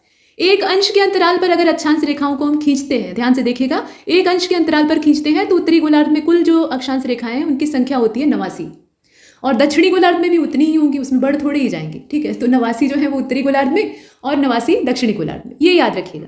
और विषुवत वृत्त से लेकर, देखिए यहाँ ये कहा गया कि इस प्रकार विषुवत वृत्त को लेकर उसको भी अगर हम मिला देते हैं तो कुल मिलाकर अक्षांश रेखाओं की संख्या जो है वो 89 + 89, उत्तरी गोलार्ध में 89, दक्षिणी गोलार्ध में 89 और एक थे इक्वेटर। ठीक है, सबको जोड़ दिया तो आया 179, यानी 179। ये 79 का मतलब 79 होता है। ठीक, किन्हीं 2 समांतर अक्षांश रेखाओं के बीच की दूरी कितनी होती है ये भी पूछा गया है, तो ये 111 किलोमीटर होती है। अभी पृथ्वी पर हम लोग ऐसे बनाकर खींचते हैं तो लगता नहीं है कि 111 किलोमीटर, लेकिन आप देख रहे हैं ना ये 111 किलोमीटर होती है, और ये कम नहीं होती है, सब जगह बराबर रहती है। भूपृष्ठ पर उत्तरी ध्रुव और दक्षिणी ध्रुव को मिलाने वाली जो काल्पनिक रेखा है वो पृथ्वी को 2 बराबर भागों में बांटती है, और उसको हम कहते हैं प्रधान यामोत्तर रेखा, जिसे कि ग्रीनविच मीन टाइम भी कहा जाता है। ठीक, और ये रेखा गुजरती कहाँ से है, तो ग्रीनविच कोई चुड़ैल नहीं है असल में, विच का मतलब आप कुछ और मत लगाइएगा, ये शहर है, लंदन का शहर है, और वहाँ से ये रेखा गुजरती है तो उसी के नाम पे इसका नाम रख दिया गया है। और इसे 0 डिग्री देशांतर कहा जाता है, साउथ पोल और नॉर्थ पोल को ये आपस में कनेक्ट करती है, और इसी के सहारे मतलब उसी बिंदु को आधार बना के बहुत सारी रेखाएं, देशांतर रेखाएं खींची जाती हैं जो कि बीच में चौड़ी होती हैं। मतलब इक्वेटर पर उनकी जो बीच की डिस्टेंस है वो ज़्यादा होती है, सबसे ज़्यादा होती है, और ध्रुवों पर वो आपस में जाकर मिल जाती हैं। अब आगे बढ़ते हैं। यहाँ ये कहा गया कि विषुवत रेखा पर देशांतर रेखाओं के बीच में जो दूरी होती है, जैसे आपने वहाँ पे अक्षांशीय रेखाओं के बीच की दूरी देखी थी, वैसे ही यहाँ पर 111.33 किलोमीटर की जो अधिकतम दूरी है वो इसमें पाई जाती है। मतलब ये है कि इक्वेटर पर इनके बीच का जो डिफरेंस होता है देशांतर रेखाओं का वो इतना होता है, 111.33 किलोमीटर। भारत पूरी तरह उत्तरी गोलार्ध में है, इसमें कोई संदेह नहीं है। और अक्षांशीय विस्तार आपने देखा था, 25 बार देखने की आवश्यकता नहीं है, लॉन्गिट्यूड लैटिट्यूड आप पीछे देख चुके हैं। अच्छा, उष्णकटिबंधीय क्षेत्र का विस्तार जो है ये कहाँ से कहाँ तक है, तो 23 अंश 30 मिनट जो उत्तरी दक्षिणी अक्षांश है उसके बीच में पाया जाता है। उष्णकटिबंध का मतलब क्या है कि यहाँ गर्मी की मात्रा ज़्यादा होती है। उष्ण मतलब उष्णता का मतलब होता है गर्मी। ठीक है, तो 23 अंश 30 मिनट नॉर्थ और 23 अंश 30 मिनट साउथ, उसके बीच में जो पाया जाता है। आप जानते ही हैं कि इक्वेटर पे सबसे ज़्यादा सूर्य का प्रकाश प्राप्त होता है। संपूर्ण भारत में अक्षांशीय विस्तार की अगर बात करें तो उसमें देखा जाए कि 6 अंश 45 मिनट से लेकर 37 अंश 6 मिनट ये उत्तरी अक्षांश के मध्य दिखाई देता है। अतः भारत का विस्तार ये पूछा जाता है। देखिए, भारत का विस्तार उष्ण कटिबंध में भी है और उपोष्ण कटिबंध में भी है, दोनों में है। ऐसा नहीं है कि भारत कंप्लीटली उष्ण कटिबंध में पाया जाता है। अब देशांतर और समय की बात कर लेते हैं। यहाँ से कुछ प्रश्न बनी जाते हैं। हमारी पृथ्वी अपने अक्ष पर घूमती है, ये लोगों को पहले ही मालूम हो गया था और आपको भी पता होगा। ठीक है, तो घूमती कैसे है, ये पश्चिम से पूर्व की ओर घूमती है। इसका जो रोटेशन का डायरेक्शन है वो कैसा है, ये पश्चिम से पूर्व का है। और यही वजह है कि पूर्व में सूर्योदय और पश्चिम में सूर्यास्त होता है। ये कभी सोचा है आपने कि सूर्य पूरब में ही क्यों निकलता है और पश्चिम में ही क्यों अस्त होता है? तो उसके पीछे रीजन है पृथ्वी का घूमना। अगर पृथ्वी उल्टा घूमने लगे तो कहते हैं ना कि सूर्य पश्चिम दिशा से निकल सकता है क्या, ये बोल देते हैं हम लोग कि मतलब असंभव काम है ये, लेकिन ये सही हो जाएगा। सूर्य जो है वो पश्चिम से निकलने लगेगा। फिलहाल अभी पूरब से ही निकलता है। पृथ्वी अपनी धुरी पर घूमती हुई 360 अंश देशांतर अर्थात एक चक्कर 24 घंटे में लगभग पूरा करती है। और अभी हाल का जो रिसर्च आया है, नासा के वैज्ञानिक बैठ के रिसर्च किए हैं, तो उसमें ये मालूम हुआ है कि पृथ्वी के घूमने की रफ्तार थोड़ी सी बढ़ गई। खैर वो इतना ज़्यादा नहीं है, अभी माइनर डिफरेंस है। तो 24 घंटे में लगभग पूरा कर लेती है, यानी एक जो दिन और रात का पूरा जोड़ होता है वो 24 घंटे का होता है। 12 घंटे का दिन, 12 घंटे की रात औसतन। और चूंकि 180 अंश देशांतर प्रमुख यामोत्तर के पूर्व और पश्चिम दोनों ओर स्थित है, इसलिए सूर्य पूर्व से पश्चिमी गोलार्ध में जाने में 12 घंटे का समय लेता है। ठीक है, ये आप ध्यान दीजिएगा, 12 घंटे का समय उसको लगता है। और इस प्रकार से सूर्य पूर्व से पश्चिम प्रति घंटा 15 अंश देशांतर या प्रति 4 मिनट में 1 अंश देशांतर को पार करता हुआ दिखाई देता है। इस बात को ध्यान से देखिएगा। और जब हम पश्चिम से पूर्व की ओर बढ़ते हैं तो समय बढ़ता है, ये इसमें फैक्टर है। ये जो अंश बताया गया है ना, इसको बताने का रीजन यही है कि पश्चिम से पूर्व की ओर हम बढ़ेंगे तो समय में क्या होगी, वृद्धि होगी। और पश्चिम की ओर बढ़ते हैं, पश्चिम में हम हैं और पूर्व की ओर जा रहे हैं तो समय बढ़ेगा, मतलब हम प्लस लगाएंगे। और पश्चिम की ओर अगर बढ़ रहे हैं तो समय को घटाना पड़ेगा। ये ध्यान दीजिएगा, कब घट रहा है कब बढ़ रहा है। अब यहाँ पर जो आप देख रहे हैं ना, ये टाइम जोन दिए हुए हैं, तो टाइम जोन को थोड़ा देखने की आवश्यकता है। यहाँ आप वही दुनिया का नक्शा देख पा रहे हैं। तो टाइम जोन में अगर देखें तो भारत में, अब इसमें किस देश में कितने टाइम जोन है ये तो हम डिटेल में देखेंगे ही, वो बाद में देखेंगे क्योंकि वो थ्योरेटिकल तरीके से आपको दिखाया जाएगा। यहाँ नक्शे में आप दो चीज़ों को पहले देखिए, एक तो इंटरनेशनल डेट लाइन है यहाँ पे, जो कि स्थल को बचाकर खींची गई है। ये भी काल्पनिक रेखा है, मतलब जमीनी टुकड़ों से इसको नहीं गुजारना था। तो ये जो इसका आकार आप आड़ा तिरछा देख रहे हैं ना, ये कई जगह से मुड़ी हुई है। ठीक, तो इस तरह से इसे मोड़ा गया है जो जमीन का एरिया है उसे बचाने के लिए। और बाकी आप देख पा रहे हैं, ये ग्रीनविच है, ये अटलांटिक ओशियन है, ये प्रशांत महासागर है, ये आपका संयुक्त राज्य अमेरिका है, नीचे दक्षिणी अमेरिका है, यहाँ आपका भारत है। तो इस तरीके से आप जानते ही हैं कि जब आप पश्चिम की ओर बढ़ेंगे तो समय में कमी आएगी। ये पीछे और आगे जो दिया है ना, इसी वजह से दिया है। और पूर्व की ओर बढ़ेंगे तो समय में वृद्धि होगी, मतलब पूर्व की ओर बढ़ेंगे तो प्लस लगाएंगे, और पश्चिम की ओर बढ़ेंगे तो इधर आप देख रहे हैं कि सबके आगे माइनस माइनस लगा हुआ है। आगे बढ़ते हैं। भारत का दक्षिणतम बिंदु है इंदिरा पॉइंट, सबसे दक्षिणी हिस्सा, जो कि ग्रेट निकोबार द्वीप में स्थित है। ग्रेट निकोबार द्वीप में उसकी स्थिति अगर देखी जाए तो 6 अंश 45 मिनट उत्तरी अक्षांश पे वो स्थित है। वो सबसे साउदर्न एरिया है, या आप साउदर्न पॉइंट कह सकते हैं। और पहले इसका नाम पिग्मेलियन पॉइंट था, बाद में इसे इंदिरा पॉइंट कहा गया। और भूमध्य रेखा से इसकी जो दूरी है वो काफ़ी कम है, आप देख सकते हैं 876 किलोमीटर। तो अगर भूमध्य रेखा से हम औसत दूरियों को देखें तो उसमें ये कम ही कहा जाएगा। 2004 में हिंद महासागर क्षेत्र में जो समुद्र की तलहटी में भूकंप आया था, उससे लहरें ऊंची हो गई थी, जिनको कि सुनामी कहा जाता है। जब समुद्र की सतह टूटती है, कहीं से क्रेक आता है, तो वहाँ भूकंप की स्थिति पैदा होती है। और आप जानते ही हैं कि जो हिंद महासागर की अंदर की टेक्टोनिक प्लेट है उसमें लगातार हलचल चल रही है, तो इसी वजह से आई थी सुनामी। लहरें बहुत ऊंची ऊंची उठी थी और इसका परिणाम ये हुआ कि इंदिरा पॉइंट का एक बड़ा हिस्सा समुद्र में डूब गया। सुनामी कुछ हिस्सों को उभार देती है, कुछ नए स्थलाकृतियाँ या जो स्थापत्य हैं वो बाहर आ जाते हैं और कुछ को डुबो ले जाती है। तो ये बनना बिगाड़ना जो है प्रकृति का अपना तरीका है, प्रकृति अपने हिसाब से काम करती है। फिलहाल इंदिरा पॉइंट का एक बड़ा हिस्सा समुद्र में डूब गया। और इंदिरा पॉइंट और इंडोनेशिया के बीच में जो चैनल पाया जाता है उसको ग्रेट चैनल कहा जाता है। ध्यान दीजिएगा, इसे ग्रेट चैनल कहा जाता है। अच्छा, भारत की मुख्य भूमि का जो सबसे दक्षिणी बिंदु है, मुख्य भूमि की बात हो रही है, मतलब जो मेन हम नक्शा देखते हैं ऐसा वाला, तो उसका जो सबसे दक्षिणी बिंदु है वो कन्याकुमारी तमिलनाडु में है राज्य के हिसाब से। और 8 अंश 4 मिनट उत्तरी अक्षांश ये इसकी लोकेशन है। सबसे उत्तरी बिंदु की अगर बात करें तो इंदिरा कॉल है, और इंदिरा कॉल है जम्मू कश्मीर में। सबसे पश्चिमी बिंदु जो है वो गौरा मोता है, जिसे कि गुहार मोती भी कहा जाता है, ये गुजरात में। और सबसे पूर्वी किबुथु है, और ये किबुथु अरुणाचल में। सबसे पूर्वी राज्य हमारा कौन सा है, अरुणाचल है, तो वहीं पर ये स्थित है। अब यहाँ कुछ चैनलों की बात की गई है, तो मिनिकाय और लक्षद्वीप के बीच में 9 डिग्री, मालदीव और मिनिकाय के बीच में 8 डिग्री, और लिटिल अंडमान और कार निकोबार द्वीप समूह जो है उसके बीच में 10 डिग्री चैनल है। तो चैनल कौन सा किसके बीच में है ये आप नक्शे पे अच्छे से देख सकते हैं। भूगोल खत्म हुआ फिलहाल के लिए, अभी आगे के जो मॉड्यूल है उसमें आपको मिलता रहेगा। आज के लेक्चर में अब भौतिक विज्ञान हम थोड़ा सा देख लेते हैं। भौतिक विज्ञान ही हम शुरुआत में क्यों देखते हैं? आपके दिमाग में कभी आता है कि आप साइंस पढ़ते हैं तो सबसे पहले आपका पाला फिजिक्स से पढ़ता है, उसके बाद ही बाकी चीज़ें आती हैं? तो रीज़न ये है कि यही नेचुरल साइंस है, फिजिक्स जो है। अब इसमें बायो वाले बुरा नहीं मानेंगे, रीज़न ये है इसका। देखिए, भौतिक विज्ञान को जब आप पढ़ते हैं ना, उसमें 2 चीज़ें होती हैं मूल रूप से। एक तो द्रव्य होता है यानी पदार्थ, और दूसरा होता है ऊर्जा, मतलब एनर्जी और मैटर जिसे आप कहते हैं। और इन्हीं दोनों के कॉम्बिनेशन से सब कुछ बना हुआ है। पदार्थ जो है उन्हीं के सहारे आप एलिमेंट्स को देखते हैं जो कि केमिस्ट्री को आकार देते हैं। एलिमेंट्स न रहे तो केमिस्ट्री निकम्मी है। और जब पदार्थ और ऊर्जा का आपस में कॉम्बिनेशन होता है, जो जैविक और अजैविक घटक हैं वो आपस में मिलते हैं, तो नए नए जीव बनते हैं, कोशिकाएं बनती हैं। कोशिका क्या है? प्रोटीन का संकलन है। तो उसमें जो बेसिक एलिमेंट्स हैं वो क्या है? निर्जीव पदार्थ ही तो है, तत्व ही तो है। तो इसमें एक क्रम से हम देखते हैं, मतलब एनर्जी और मैटर से फिजिक्स की शुरुआत होती है, बाद में इसी एनर्जी मैटर का नतीजा होता है कि हम केमिस्ट्री में घुस जाते हैं और केमिस्ट्री के ही जो एलिमेंट्स हैं वो आपस में कंबाइंड होके, और एनर्जी का उसमें रोल रहता ही है, सोलर एनर्जी की हम बात करते हैं, तो बायो का फॉर्मेशन होता है, जो ऑर्गेनिज्म है वो डेवलप होते हैं। फिलहाल प्राकृतिक विज्ञान की श्रेणी में इसको रखा जाता है और बाकी सभी इसी में जुड़े हुए हैं, इसी की क्रमबद्ध कड़ी है। ग्रीक भाषा का एक शब्द है, मतलब हम बात कर रहे हैं फिजिक्स की, भौतिक विज्ञान की नहीं। भौतिक विज्ञान या आप कह लीजिए कि भौतिकी, तो ये संस्कृत का शब्द है, भौतिकी शब्द से ये निकला हुआ है, और भौतिकी का शाब्दिक अर्थ होता है प्रकृति। ठीक, प्रकृति या प्राकृतिक चीज़ों से तात्पर्य होता है, भौतिकता से तात्पर्य होता है, मतलब दुनियादारी में जितनी चीज़ें हैं, सांसारिक जो उपभोग की वस्तुएं हैं, उनको भौतिक सुखों से जोड़कर देखा जाता है। तो ये भौतिक शब्द संस्कृत से निकला हुआ है। तो संस्कृत और ये आपका जो ग्रीक भाषा से उत्पन्न शब्द है ना फिजिक्स, इनका आपस में कोई तालमेल नहीं है, हिंदी रूपांतरण कुछ अलग ही है।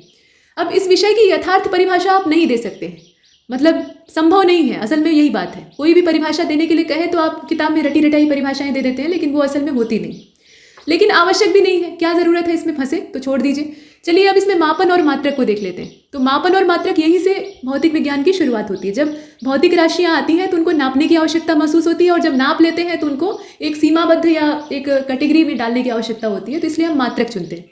अब देखिए, किसी भी भौतिक राशि का मापन एक निश्चित आधारभूत यादृच्छिक रूप से चुने गए मान्यता प्राप्त संदर्भ मानक से राशि की तुलना करके किया जाता है।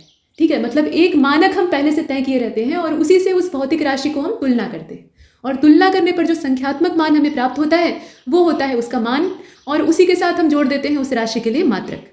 और किसी भी भौतिक राशि की माप को मात्रक के आगे एक संख्या लिखकर, जो कि आंकिक संख्या होती है, जैसे आप अपना वजन तोलिए और आप 40 किलो के निकले, या मान लीजिए आप 80 किलो के निकले, जैसी आपकी काया है, तो 80 किलो क्या है, ये आपका मतलब 80 जो है उसमें वो एक संख्या है, मतलब भौतिक राशि की वो असल में माप है, आपके द्रव्यमान की माप है, आपके भार की असल में माप है। द्रव्यमान पर गुरुत्वीय प्रभाव नहीं होता है, और आप जब पृथ्वी पर वजन तौलते हैं तो वो भार होता है असल में, मतलब यमजी होता है। तो वो 80 निकला, और उसके पीछे आप लगा देते हैं केजी, तो केजी क्या है, वो उसका मात्रक, किलोग्राम। अब मात्रक दो प्रकार के होते हैं, एक तो होता है मूल मात्रक यानी फंडामेंटल यूनिट्स, और दूसरे होते हैं डेराइव, जो कि इसी के लड़के बच्चे होते हैं। तो मूल राशियों को व्यक्त करने के लिए, मूल राशियाँ कुल मिलाकर 7 हैं, ये सब आप जानते ही हैं, तो उनके 7 मूल मात्रक हैं, और उनके अलावा जितने भी हैं, जितने भी छोटे बड़े मात्रक आपको दिखते हैं, भौतिक राशियाँ दिखती हैं, वो सब व्युत्पन्न हैं, यानी इन्हीं 7 से निकले हुए। तो व्युत्पन्न मात्रक में क्या होता है, अच्छा यहाँ देखिए वो दिया भी है, मूल मात्रक कौन कौन से हैं, तो मूल राशियाँ कौन सी है पहले तो जानिए, लंबाई, द्रव्यमान, समय, विद्युत धारा, ज्योति तीव्रता, पदार्थ की मात्रा, इस तरीके से होता है ना, 7 है टोटल, तो उन्हीं के मात्रक है। मीटर, किलोग्राम, सेकंड उसमें सबसे पहले है। व्युत्पन्न मात्रक जो है वो इन्हीं से उत्पन्न हुए हैं, इन्हीं की सहायता से उन्हें प्राप्त किया जाता है। ये मौलिक नहीं है कुल मिलाकर, और इनके संपूर्ण समुच्चय को, मतलब अगर हम मिला दें मूल मात्रक और व्युत्पन्न मात्रकों को, तो जो पूरा समुच्चय यानी इनका झुंड तैयार होता है, उसको हम कहते हैं मात्रक की प्रणाली या मापन की पद्धति। तो ये तो आपने बात की। अब भौतिक राशियां दो तरह की होती हैं, एक स्केलर क्वांटिटी होती है, दूसरी वेक्टर क्वांटिटीज होती है, मतलब अदिश और सदिश। और नाम अगर आप ध्यान से पढ़े तो परिभाषा तो उसी में छिपी होती है। दिश मतलब होता है दिशा, और अ लगा दिया, अ उपसर्ग का इस्तेमाल कर लिया तो दिशा के बिना, यानी ऐसी भौतिक राशियां जिसमें कि सिर्फ आपको परिमाण यानी मैग्नीट्यूड की आवश्यकता होती है, डायरेक्शन उसमें चाहिए ही नहीं, डायरेक्शन रहे या न रहे कोई फर्क नहीं पड़ता। तो ऐसी जो राशियां हैं इनका मापन आप आराम से कर सकते हैं, और इनको कहते हैं अदिश। और जिसमें आपको डायरेक्शन भी चाहिए, मतलब सिर्फ उसमें परिमाण से काम नहीं चलेगा, मैग्नीट्यूड ही पर्याप्त नहीं है, डायरेक्शन की आवश्यकता है, तो ऐसी राशियों को कहा जाता है सदिश, यानी दिशा सहित। मोटी परिभाषा यही है, और बाकी जो इसमें चीज़ें हैं वो फालतू हैं, काम की बात सिर्फ इतनी। उदाहरण इसमें इंपॉर्टेंट है, क्योंकि पूछा जाता है कौन सी भौतिक राशि सदिश है और कौन सी अदिश। तो उदाहरण में आप देखिए अदिश का पहले, लंबाई, घनत्व, आयतन, क्षेत्रफल, कार्य, दूरी, द्रव्यमान, ध्यान दीजिएगा, द्रव्यमान, चाल, घनत्व, शक्ति, ऊर्जा, ताप, विद्युत वाहक बल यानी इलेक्ट्रोमोटिव फोर्स, गुरुत्वीय विभव, विद्युत विभव, ये सब इत्यादि, मतलब और भी आगे लिस्ट लंबी है, लेकिन इतना तो आपको जानना चाहिए कि ये सब अदिश राशियां हैं। इनको रिप्रेजेंट करने के लिए आपको कहीं से भी दिशा की आवश्यकता नहीं चाहिए। ऊर्जा आप नापते हैं तो आपको दिशा तो बतानी नहीं पड़ती है कि कौन सी डायरेक्शन से ऊर्जा आ रही है, ऊर्जा है बस उसको नाप लिया। वैसे ही ताप लग रहा है तो उसके लिए भी, और गुरुत्वीय विभव है तो उसके लिए भी, लंबाई आप नापते हैं तो उसमें भी मोटे तौर पे, शुरुआती तौर पे दिशा की आवश्यकता नहीं होती है। सदिश राशियों में उल्टा होता है, दिशा चाहिए होती है। अच्छा, एक खास बात यह है कि योग संबंधी जो त्रिभुज और चतुर्भुज का नियम होता है, समांतर चतुर्भुज का नियम और त्रिभुज का नियम, मतलब कुछ इस प्रकार से बनता है वो, ऐसा आप वेक्टर वाला सिंबल बनाते हैं ना, इस तरीके से। तो ऐसा वाला बनता है, उसमें आप फिर परिणाम ही निकालते हैं। ऐसे ही समांतर चतुर्भुज का होता है कुछ इस टाइप का। तो इसे आपने देखा होगा, स्टैटिक्स डायनामिक्स अगर आपने पढ़ा होगा या फिजिक्स का बेसिक जो प्रिंसिपल होता है तो वहाँ दिखाई देता है। तो उसको ये फॉलो करती हैं। जो सदिश राशियाँ होती हैं इन दोनों नियमों के आधार से चलती हैं। उदाहरण देखते हैं। देखिए, विस्थापन, त्वरण, बल, संवेग, वेग, रेखीय संवेग, कोणीय संवेग, बल आघूर्ण, ये तमाम जो है और भी है, तो ये आपकी सदिश राशि हैं। अब मापन की विभिन्न प्रणालियों को देख लेते हैं। अब मोटे तौर पे आप देखें कि एक आप दूरी नापते हैं, आप अपने घर पे हैं और आपकी परीक्षा का जो केंद्र है वो मान लीजिए 10 किलोमीटर दूर है। तो आप गए यहाँ से खा पी कर अपना आराम से, और 10 किलोमीटर की दूरी आपने तय की, बीच में कहीं रुके नहीं, पहुंच गए सीधा परीक्षा केंद्र पे, वहाँ पर आपने परीक्षा दी, 10 किलोमीटर आपने तय किया, फिर लौट आया। तो 10 किलोमीटर आपने आते सफ़र किया और जाते हुए भी 10 किलोमीटर, तो कुल मिलाकर आपने कितनी दूरी तय की? तो 20 हो जाएगा। मतलब आप 10 गए, 10 आए, 20 हुआ।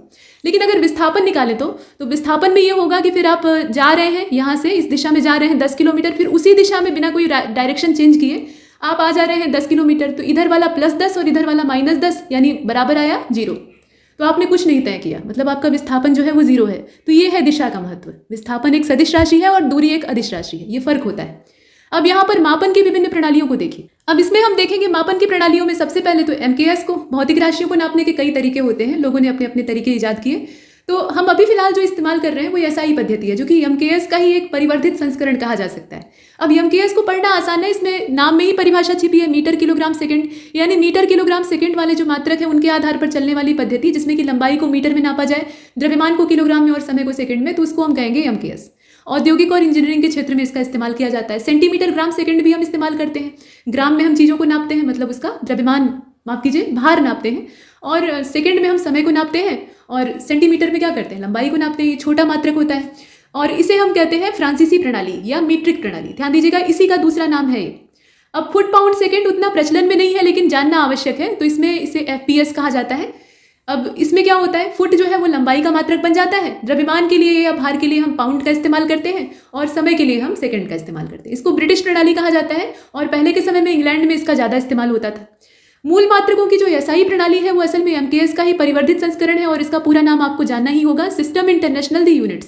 फ्रेंच भाषा में मात्रकों की अंतर्राष्ट्रीय प्रणाली इसको कहा गया है, और संकेताक्षर इसका SI है, SI दोनों कैपिटल है। 1971 में माप तोल का एक महासम्मेलन हुआ था। सिर्फ कवि सम्मेलन नहीं होते हैं, बल्कि महासम्मेलन नापने और तोलने का भी होता है।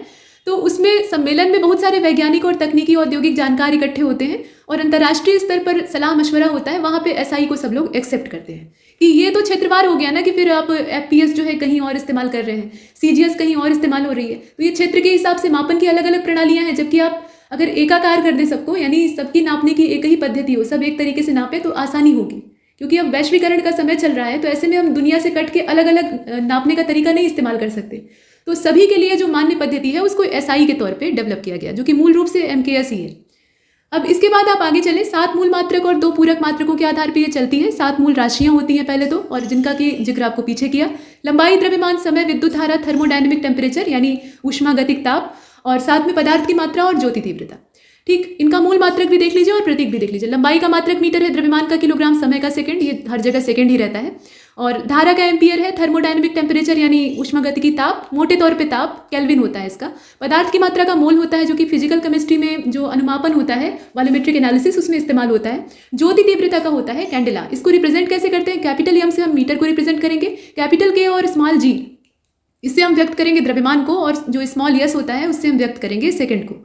कैपिटल A से एम्पियर, कैपिटल K से केल्विन, केल्विन एक वैज्ञानिक का नाम था, और MOL तीनों स्मॉल लेटर में है, इससे हम पदार्थ की मात्रा को रिप्रेजेंट कर रहे हैं, और CD जिसमें कि दोनों स्मॉल लेटर में है, इससे हम व्यक्त करते हैं कैंडेला को। आगे बढ़ते हैं। संपूरक कौन कौन से हैं? तो इसमें 2 संपूरक मात्रक या पूरक मात्रक हैं। एक तो समतल कोण है, दूसरा ठोस कोण या घन कोण कहा जाता है। समतल कोण का मूल मात्रक होता है रेडियन, और इसे रेड से व्यक्त करते हैं यानी RAD, और ठोस कोण का होता है स्टेरेडियन, इसे SR से व्यक्त करते हैं। चलिए लंबाई को नाप लेते हैं। तो लंबाई को नापने के कुछ अच्छे तरीके यहाँ पर दिए हुए हैं, जैसे कि 10⁻³ मीटर से लेकर 10⁻²। यहाँ ध्यान दीजिएगा माइनस का, 10⁻³ कोई बहुत बड़ी राशि नहीं है, इसको आप 1000 नहीं मान सकते। ये क्या है, माइनस लगा है, तो इसको आपको नीचे ले जाना पड़ेगा, मतलब ये कुछ इस प्रकार से लिखा जाएगा। अब माइनस गायब हो गया। अब इसे लिख कर देखिए तो 1/1000 होगा। अब 1000 से आप 1 में भाग देंगे तो आपको कितनी छोटी सी राशि प्राप्त होगी, और वही इसका एक्चुअल मान है। तो ये बहुत छोटा है असल में। तो 10⁻³ मीटर से लेकर 10⁻² मीटर, अब 10⁻² मीटर का मतलब 10 का आपस में 2 बार गुणा कर दीजिए, यानी 100 मीटर तक। यहाँ तक कि लंबाई को नापने के लिए मीटर स्केल का इस्तेमाल किया जाता है। यही मीटर स्केल की औकात है जिसे कि हम यूज़ करते हैं। इसके बीच की ही वो लंबाई नाप सकती है, इससे ज़्यादा नहीं नाप सकती या इससे कम नहीं नाप सकती। अब कम नापना हो तो कम नापना है तो उसके लिए वर्नियर कैलिपर्स या फिर स्क्रू गेज आपको चाहिए होगा। अगर थोड़ा और कम नापना है तो स्क्रू गेज चाहिए होगा, और बीच का नापना है तो वर्नियर कैलिपर्स काम करता है। ठीक है, तो वर्नियर कैलिपर्स का इस्तेमाल होता है 10⁻⁻4 मीटर तक की सटीकता की लंबाई को नापने के लिए। मतलब 10⁻⁻4 तक वो सटीकता से नाप सकता है। मतलब ये है ना कि 10⁻⁻3 तक तो मीटर स्केल ही नाप रही थी, अब उससे भी हमें छोटा नापना है तो 10⁻⁻4 तक वर्नियर हमें काम करता है।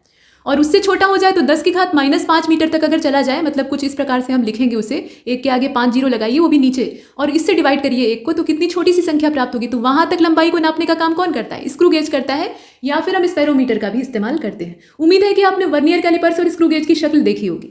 बड़ी दूरियां नापनी हुई है तो छोटी की बात हो गई, बड़ी नापनी है तब क्या करेंगे? तो उसमें हमें लंबन विधि का इस्तेमाल करना पड़ता है, जिसमें कि कोई इंची टेप काम नहीं आता है।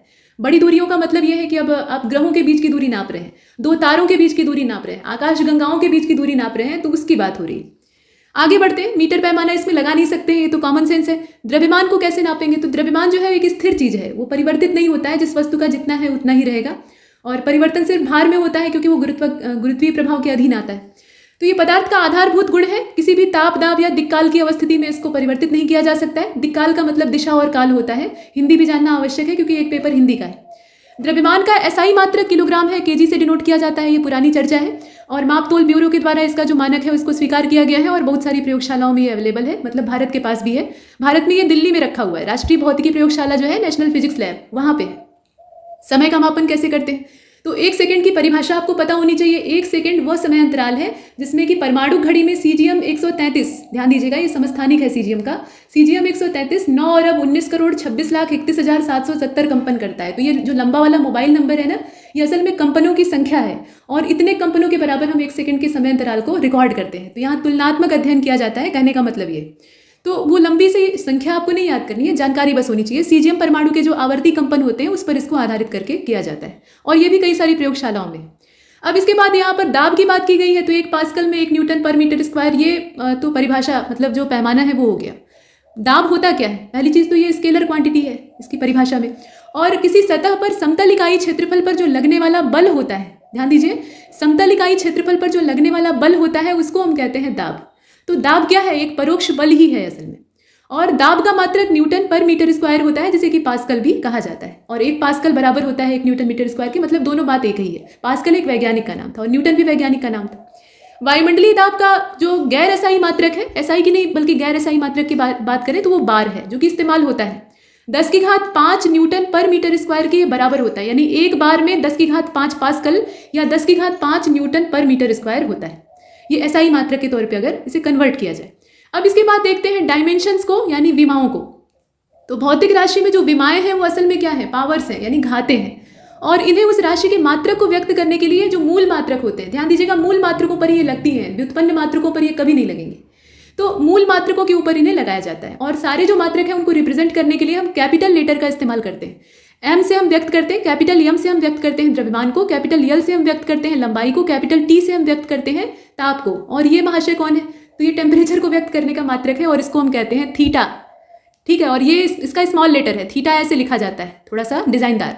ठीक है, तो ताप के लिए हम थीटा का इस्तेमाल करते हैं, विद्युत धारा के लिए कैपिटल ए यूज करते हैं, ऐसा हम यहाँ पर लगाते हैं।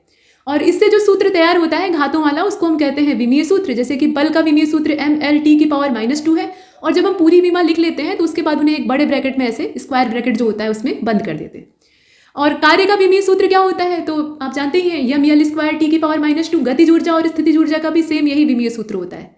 यहाँ आपने देखा। आगे चलते हैं। विमाहीन राशियां भी होती हैं जिनका कि मात्रक ही नहीं है, या समान मात्रक है और संपूरक राशि के तौर पे या व्युत्पन्न राशि के तौर पे उसे कैलकुलेट किया गया, तो वहां से आप देखें कि उनकी विमाएं नहीं होंगी। जैसे विकृति की विमा नहीं होती है, तो लंबाई बटे लंबाई, लंबाई में परिवर्तन हो रहा है, ऊपर लंबाई की विमा और नीचे लंबाई की विमा कैंसिल हो गई, यानी कुछ नहीं बचा। तो इस तरह की स्थितियों में विमा नहीं होती है। और ऐसी राशियों में समतल कोण आता है, ठोस कोण आता है, आपेक्षिक घनत्व आता है, विशिष्ट गुरुत्व और इस तरह के और भी पॉइजन अनुपात जो है, और भी बहुत सारी राशियां हैं, तो वो सब आती हैं।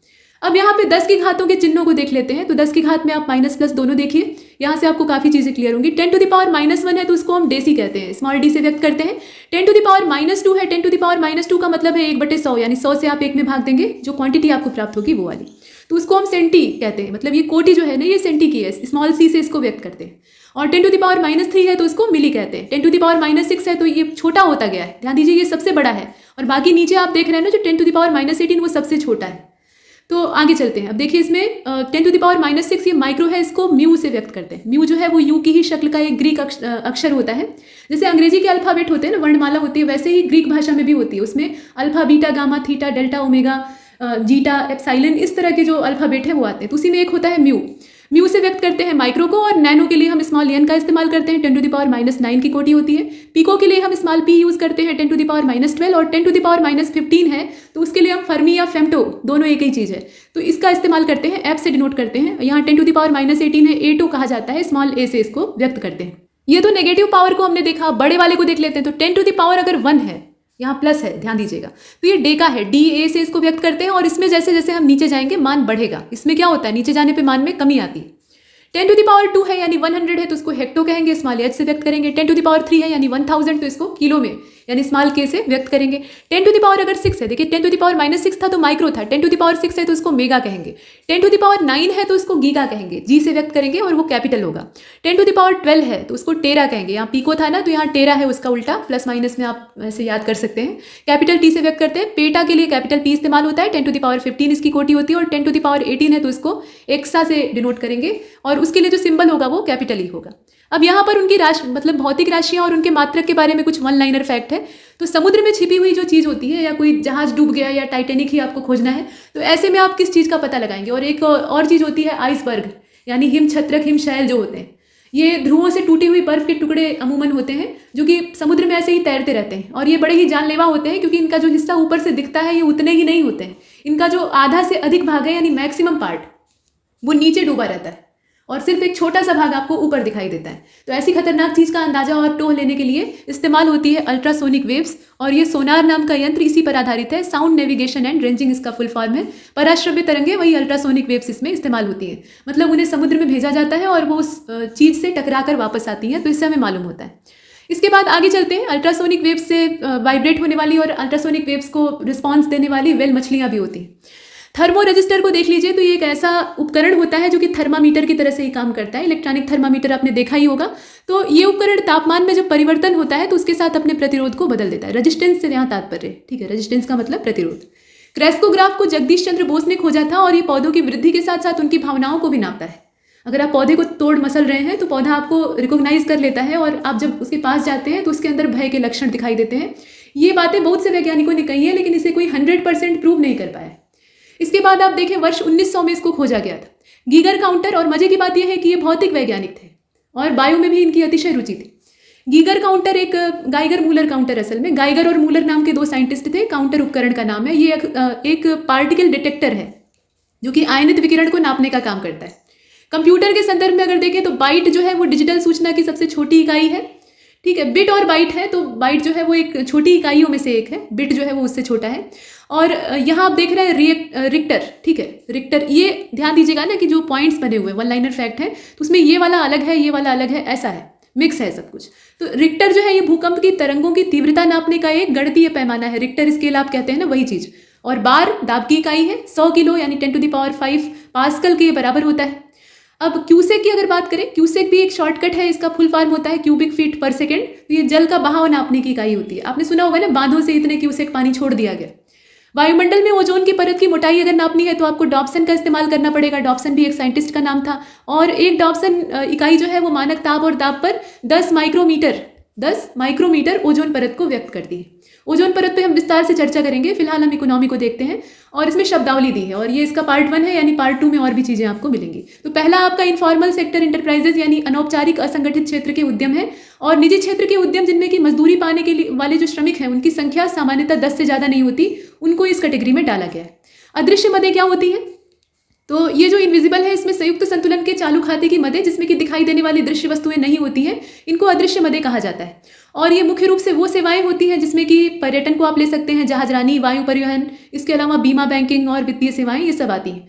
और इन्हीं में हम विदेश से जो हमें उपहार प्राप्त होता है, लेन देन होता है, धन का निजी खाता पर अंतरण होता है, सरकारी अनुदान को भी इसी में ऐड करते हैं, ब्याज, लाभ, लाभांश, ये सब कुछ इसी में आ जाता है। तो क्या क्या आता है ये आपको पता होना चाहिए। अवमूल्यन को देख लीजिए, डिवैल्यूएशन की बात हो रही है। तो विनिमय दर में जब गिरावट होती है तो उसके कारण विदेशी मुद्राओं की इकाइयों के रूप में आंतरिक मुद्रा की कीमत कम हो जाती है और ये स्थिति कहलाती है अवमूल्यन। अवसर लागत क्या है? Opportunity cost. तो यह किसी कार्य या मूल्यमान के संदर्भ में परिभाषित की जाती है और अस्वीकार किए गए विक्रय मूल्य के, माफ कीजिए, विकल्प मूल्य के बराबर होती, विकल्प के मूल्य के बराबर होती। कैजुअल वेग लेबरर को देख लीजिएगा, ये क्या है? आकस्मिक दिहाड़ी मजदूर। तो ये ऐसे लोग होते हैं जो कि अन्य लोगों के खेतों या उपक्रमों में दैनिक दिहाड़ी के लिए काम करते हैं, मतलब उन्हें रोज पगार मिलती है। आंतरिक अर्थव्यवस्था का एकीकरण अगर देखें तो इसमें सरकारी नीतियों के द्वारा, ध्यान से देखिएगा, सरकारी नीतियों के द्वारा अन्य देशों के साथ स्वतंत्र व्यापार और निवेश में वृद्धि, जिससे कि आंतरिक अर्थव्यवस्था और अन्य अर्थव्यवस्थाओं के साथ कुशलता और पारस्परिक निर्भरता सहित हम जुड़ सके, ये इसमें मुख्य बात है। तो आंतरिक अर्थव्यवस्था को हम एकीकृत करेंगे तभी तो वैश्वीकरण के साथ पैर से पैर मिला पाएंगे। अब इसके बाद आयात प्रतिस्थापन को देख रहे हैं आप, इंपोर्ट सब्सटीट्यूशन की बात हो रही है। सरकार की आर्थिक विकास की एक ऐसी नीति है, ये जो सब्सटीट्यूशन की पद्धति है ना, ये असल में गवर्नमेंट की पॉलिसी है, जिसमें कि आयात की जा रही वस्तुओं का स्थान देश की स्वनिर्मित वस्तुएं लेती हैं। मतलब बाहर से हम क्यों मंगाएं जब हम अपने यहाँ बना ले रहे हैं। तो मेड इन इंडिया वाला कॉन्सेप्ट है और इस नीति में आयात नियंत्रण, आयात शुल्क और अन्य जो नियंत्रण हैं उनको अपनाया गया है। और इस नीति के ध्येय की प्राप्ति के लिए आंतरिक उद्योगों को आत्मनिर्भरता मिलनी चाहिए और रोजगार संवर्धन होना चाहिए, तभी तो आंतरिक उद्योग फलेंगे फूलेंगे। और आयात शुल्क को तो आप जानते ही हैं, टैरिफ कहा जाता है। आयात कर वह कर है जो कि प्रति इकाई या मूल्यानुसार निर्धारित होता है। और आयात शुल्क की बाधाओं की अगर हम बात करें, जो बैरियर्स होते हैं, तो आयात पर लगाए गए कर होते हैं सरकार के द्वारा। इंपोर्ट लाइसेंसिंग को अगर देखें तो किसी देश में वस्तु की आयात की सरकार की ओर से मिलने वाली अनुमति होती है। प्रोडक्टिविटी क्या होती है? तो श्रम या पूंजी की दक्षता में वृद्धि से उनकी उत्पादकता भी बढ़ जाती है। दक्षता बढ़ेगी तो सीधी बात है कि प्रोडक्टिविटी बढ़ेगी। और ये शब्द प्रायः श्रम की आगत की उत्पादकता के संदर्भ में इस्तेमाल किया जाता है। उपनिवेशवाद क्या है? तो कॉलोनिज्म जो है ये पहले से चला आ रहा है और युद्ध में विषय या अन्य विधियों का प्रयोग करके किसी दूसरे देश को अपने अधीन बनाना और उसके संसाधनों का अपनी मर्जी मुताबिक इस्तेमाल करना, जैसे ब्रिटेन ने हमारे साथ किया। तो इस तरह की चीज को कहा जाता है उपनिवेशवाद। अब इसके बाद उपभोग समुच्चय को आप देख रहे हैं, कंज्यूमशन बास्केट इसको कहा जाता है असल में। तो किसी परिवार द्वारा, मतलब उपभोग टोकरी भी कहते हैं कहीं कहीं, बास्केट का शाब्दिक अर्थ टोकरी होता है, समुच्चय भी कह सकते हैं। किसी परिवार द्वारा उपयुक्त वस्तुओं और सेवाओं का समूह जिसका प्रयोग जनता के उपभोग के स्वरूप का अनुमान लगाने के लिए किया जाता है। सांख्यिकी संस्थान इसका निर्धारण करता है। और भारत में स्थिति क्या है कि राष्ट्रीय प्रतिदर्श सर्वेक्षण संगठन उपभोग समुच्चय में 19 वस्तुओं को सम्मिलित करता है। कितनी चीजें हैं? 19। और ये कौन कौन सी हैं? तो इसमें आप जो मुख्य है उनको देखिए, बाकी 19 को देखने की आवश्यकता नहीं। अनाज पहली प्राथमिकता है, उसके बाद दलहन और मिल्क प्रोडक्ट है, डेयरी प्रोडक्ट है, और खाद्य तेल है, साथ में सब्जियां हैं और वस्त्र हैं, मतलब जो बेसिक रिक्वायरमेंट वाली चीजें हैं वो शामिल। उद्यम को देखते हैं तो किसी व्यक्ति या समूह के स्वामित्व वाला उपक्रम जो कि मुख्यतः बिक्री के ध्येय से वस्तुओं और सेवाओं के उत्पादन और वितरण का काम करता है, उसको हम एंटरप्राइज कहते हैं। अब इसके बाद आप ऊर्जा दक्षता ब्यूरो को देखिए, एनर्जी इफिशियंसी वाला सरकारी संस्था है और इसका उद्देश्य ऐसी नीतियों और रणनीतियों का विकास करना है जो कि बाजार सिद्धांतों को बल दे, यानी ताकत दे। और ये अर्थव्यवस्था के विभिन्न क्षेत्रों में ऊर्जा संरक्षण को भी बढ़ावा देता है जो कि देश की आवश्यकता है, और विद्युत अपव्यय को ये रोकने का काम करता है, बिजली का जो मिसयूज होता है। एकाधिकारी और प्रतिबंधकारी व्यापार अधिनियम जो है, यानी मोनोपोलीज और रेस्ट्रिक्टिव ट्रेड प्रैक्टिसेस एक्ट इसे कहा जाता है। तो इस अधिनियम को व्यापारियों की एकाधिकारी और जनहित बाधक व्यवहारिक प्रविष्टियों पर नियमित करने के लिए, मतलब उनका नियमन करने के लिए, ताकि उनका एकाधिकार न हो पाए और लोगों का फायदा ही हो, तो इसके लिए इसको लागू किया गया। इक्विटीज के बारे में देखिए, ये परिभाषाएं काम की हैं। किसी कंपनी की चुकता पूंजी के समान मूल्यधारी अंश को कहा जाता है इक्विटी, और इनके धारक ही कंपनी के वास्तविक स्वामी होते हैं। कंपनी में मताधिकार प्राप्त होता है, लाभांश पाने के अधिकारी होते हैं। कर प्राप्ति कर क्या होता है? तो ये जो कास्केडिंग इफेक्ट है इसको देखें तो करों के कारण वस्तु की कीमतों में अनुपात से अधिक वृद्धि हो जाती है, और ये प्रायः अनेक चरणों में लगने वाले करों का नतीजा होती है। जैसे कि उत्पादन शुल्क की राशि को वस्तु की उत्पादन लागत में जोड़कर और उस पर फिर से आपने विक्रय कर लगा दिया, तो एक बार कर लगा ही था, फिर से एक कर लग गया, तो इसका मतलब क्या है? दाम लगातार बढ़ेगा। और कृषि का व्यवसायीकरण की अगर हम बात करें, कमर्शियलिज्म जो है इसका, तो स्व उपयोग या पारिवारिक उपभोग न करके बल्कि मुख्य बाजार में बिक्री के व्यवसायीकरण ने कुछ अलग ही रूप धारण कर लिया है। मतलब आजकल जो कमर्शियल चीजें हैं ना वो ज्यादा हाईलाइट हो गई, तो वही बात की जा रही है। अंग्रेजों ने खाद्य फसलों के स्थान पर नकदी फसलों की खेती को बढ़ावा देने का काम किया, उनको कीमतें ऊंची दी। वो परंपरा अभी भी चली आ रही है। नकदी फसलें अपने देश के उद्योगों के लिए कच्चे माल की जरूरत थी। और गैर शुल्क बाधाओं की अगर बात करें तो सरकार द्वारा आयात शुल्क से अलग लगाए गए जो आयात प्रतिबंध होते हैं उसको इसमें शामिल किया जाता है। परिमाण और गुणवत्ता प्रतिबंध भी शामिल होते हैं। घाटे की वित्तीय व्यवस्था में अगर आप देखें डिफिक्ट फाइनेंसिंग में, तो राजस्व से व्यय अधिक हो जाता है और यही है घाटा। जनांकीय संक्रमण, तो डेमोग्राफिक ट्रांजिशन क्या होता है? इसमें फ्रैंक नोटेस्टीन के द्वारा 1945 में एक अवधारणा दी गई थी और उसी के आधार पर यह कहा गया कि आर्थिक विकास से जुड़ी जो बेहतर जीवन दशा है उसके नतीजे में जन्म और मृत्यु दर दोनों में गिरावट आती है और ऐसी परिस्थिति पैदा होती है। ठीक, मतलब जो जनांकीय लाभांश है उसका इस्तेमाल करना है हमें और जनसंख्या को एक नियंत्रित चीज़ में ले आना है। तो जन्म दर को भी हम नियंत्रित करेंगे और मृत्यु दर को भी। नोटेस्टीन ने जनांकीय संक्रमण की 3 अवस्थाओं का प्रतिपादन किया था: पूर्व औद्योगिक, विकासशील और आधुनिक समाज। अब इसमें अलग अलग स्थितियां थी। अब नई आर्थिक नीति को आप देखें तो 1990 का जो समय था, संकटग्रस्त आर्थिक परिस्थितियां हमारी थी, आप जानते ही हैं। तो उससे निपटने के लिए भारत ने आर्थिक सुधारों को बहुत गंभीरता से लिया। 7वीं योजना के आरंभ से देश में आर्थिक क्षेत्र में बहुत बड़े बड़े बदलाव आए और इसका संबंध भारत की अर्थव्यवस्था के अलग अलग अंगों से लिया जाता है। देखिए, आर्थिक सुधारों के लिए 1991 में जो नीतियां घोषित की गई थी उसमें 2 प्रमुख आर्थिक तत्वों, समष्टि आर्थिक स्थिरीकरण और ढांचा सुधार जो है इसको महत्व दिया जाता है। मतलब हमारी वरीयता क्या थी वो आपको जानना है, बस यही बात है। निर्यात शुल्क यानी एक्सपोर्ट ड्यूटी की अगर हम बात करें तो किसी देश से वस्तुओं के निर्यात पर जो कर लगता है वही चीज़ है। अब एक्सपोर्ट प्रमोशन क्या होता है, यानी निर्यात संवर्धन। तो राजकीय और व्यापारिक समर्थन सहित वो सभी नीतियां जिन्हें की सरकार उच्च आर्थिक समृद्धि प्राप्त करने और अधिक विदेशी मुद्रा कमाने के ध्येय से अपनाती है। एम्प्लॉयर्स क्या होते हैं? तो वे स्वनियोजक जो कि अपना काम स्वयं या कुछ भागीदारों की सहायता से करते हैं। प्रायः श्रमिकों को उन उद्यम के संचालन के काम पर रखा जाता है। ये स्थिति है आपकी रोजगारदाता की। और परिमाणात्मक प्रतिबंध यानी क्वांटिटिव रिस्ट्रिक्शन में क्या होता है? तो आंतरिक उद्योगों के संरक्षण और भुगतान शेष घाटे को कम करने के लिए देश के आयात में होने वाली वस्तुओं की मात्रा को नियत करना। पारिवारिक श्रम और श्रमिक परिवार के खेत यानी फैमिली लेबर वर्कर की बात करें तो ये उद्योग उद्यम आदि में नगद या वस्तु स्वरूप मजदूरी पाने की इच्छा के बिना जो काम करने वाला व्यक्ति होता है, मतलब उसे किसी मजदूरी की इच्छा नहीं होती है, वो परिवार के काम के तौर पर उसे कर रहा होता है, तो उसको उसके लिए ये शब्द इस्तेमाल होता है, मतलब फैमिली लेबर। और ऐसे फैमिली लेबर अपने देश में बहुत सारे हैं। प्रतिष्ठान की अगर बात करते हैं तो अधिकांश अवधि में पारिश्रमिक पाने वाला श्रमिक अवश्य ही ऐसे उद्यम में काम करता है। अब यहाँ प्रत्यक्ष विदेशी निवेश को आप देखें, किसी देश की आंतरिक संरचनाओं, संयंत्रों, संस्थानों में विदेशी परिसंपत्तियों का निवेश ऐसे में होता है और इसमें शेयर बाजार में लगी हुई विदेशी पूंजी को नहीं इंक्लूड किया जाता है, वो बाहर होती है। प्रत्यक्ष विदेशी निवेश को शेयर बाजार के माध्यम से स्वदेशी कंपनियों में निवेश से बेहतर माना जाता है और ये धारणा अभी तक रही है कि शेयर बाजार में लगा धन स्थिर नहीं होता है, मतलब अस्थिरता उसमें होती है जो कि अल्पकालिक सट्टेबाजी से आया हुआ है और कभी भी जा सकता है। तो बात ठीक भी है। और प्रत्यक्ष निवेश की बात अगर करें तो अच्छा हो या बुरा, दोनों ही स्थितियों में वो स्थिर बना रहता है। अब प्रति व्यक्ति आय की अगर बात करते हैं तो किसी अवधि विशेष में राष्ट्रीय आय और राष्ट्रीय जनसंख्या का अनुपात इसमें देखा जाता है। और बैरियर टू एंट्री की अगर बात की जाए तो जो कारक किसी उद्योग में प्रवेश को इच्छुक फर्मों का आगमन कठिन बना देते हैं, वे अवरोध इस उद्योग में लगी पुरानी फर्मों को प्रभावित नहीं करते हैं, केवल नई फर्मों को लागू करते हैं। तो ये होता है प्रवेश अवरोध। प्रसव मातृ मृत्यु दर यानी जो मैटरनल मोर्टेलिटी रेट होता है उसकी अगर हम बात करें, MMR जो आप पढ़ते हैं, प्रसव काल में माताओं की मृत्यु और सजीव जन्मों का अनुपात इसमें देखा जाता है। कई बार ऐसा होता है कि माता और बच्चा दोनों मर जाते हैं, कई बार ऐसा होता है कि बच्चा बच जाता है, माता मर जाती है, तो दोनों ही स्थितियों का अनुपात है। और कई बार सजीव जन्मों के साथ गर्भपात का भी योग बनता है। अनुपात की गणना जो है वो 1 वर्ष की अवधि के लिए की जाती है, मतलब वार्षिक इसका कैलकुलेशन होता है। और बजट घाटा क्या है? तो सरकार की आय और कर राजस्व द्वारा जो उसके व्यय का पूरा अनुपात नहीं हो पाना। कहने का मतलब ये है कि सरकार की आय और कर राजस्व द्वारा उसके व्यय का पूरा नहीं हो पाना, ये होता है घाटा। मतलब आय जितना है उससे ज़्यादा ही व्यय हो जा रहा है। और ब्रूटलैंड कमीशन को देखें तो ये 1983 का है। संयुक्त राष्ट्र के द्वारा पर्यावरण की समस्याओं के अध्ययन के लिए इसको नियुक्त किया गया था और यहीं से निकल कर आया था सस्टेनेबल डेवलपमेंट का कॉन्सेप्ट। सामान्य हिंदी में हम विलोम शब्दों का पहला भाग देखने जा रहे हैं। यहाँ देखिए आप शब्द विलोम दिया हुआ है, कॉलम बने हुए हैं, तो यहाँ आप देख रहे हैं शब्द, यहाँ इसका विलोम, वैसे ही शब्द विलोम ये चलेगा। उत्तम का अधम होता है, अरुचि का सुरुचि होता है, संकुचन आकुचन, संकुचन का प्रसारण होता है, मतलब सिकोड़ने का फैलाना। आदिष्ट का निषिद्ध होता है, निर्दिष्ट होता है, असल में यहाँ पे निषिद्ध लिखा हुआ है। ईषद का अलम होता है, आगम का लोप होता है। उपाय का निरुपाय, प्रसारण का संकुचन, ये आपने पीछे भी देख लिया। ईद का मुहर्रम, ईद मतलब खुशी, मुहर्रम मतलब मातम। ईश का अनीश होता ही है। औपन्यासिक का अनौपन्यासिक, ग्राम्य का शिष्ट हो जाएगा। दाता का सूम हो जाएगा, सूम मतलब कंजूस होता है। ईशद का अलम आपने पीछे ही देखा। उद्धत का विनत होता है, यहाँ उधम नहीं बल्कि उद्धत होगा।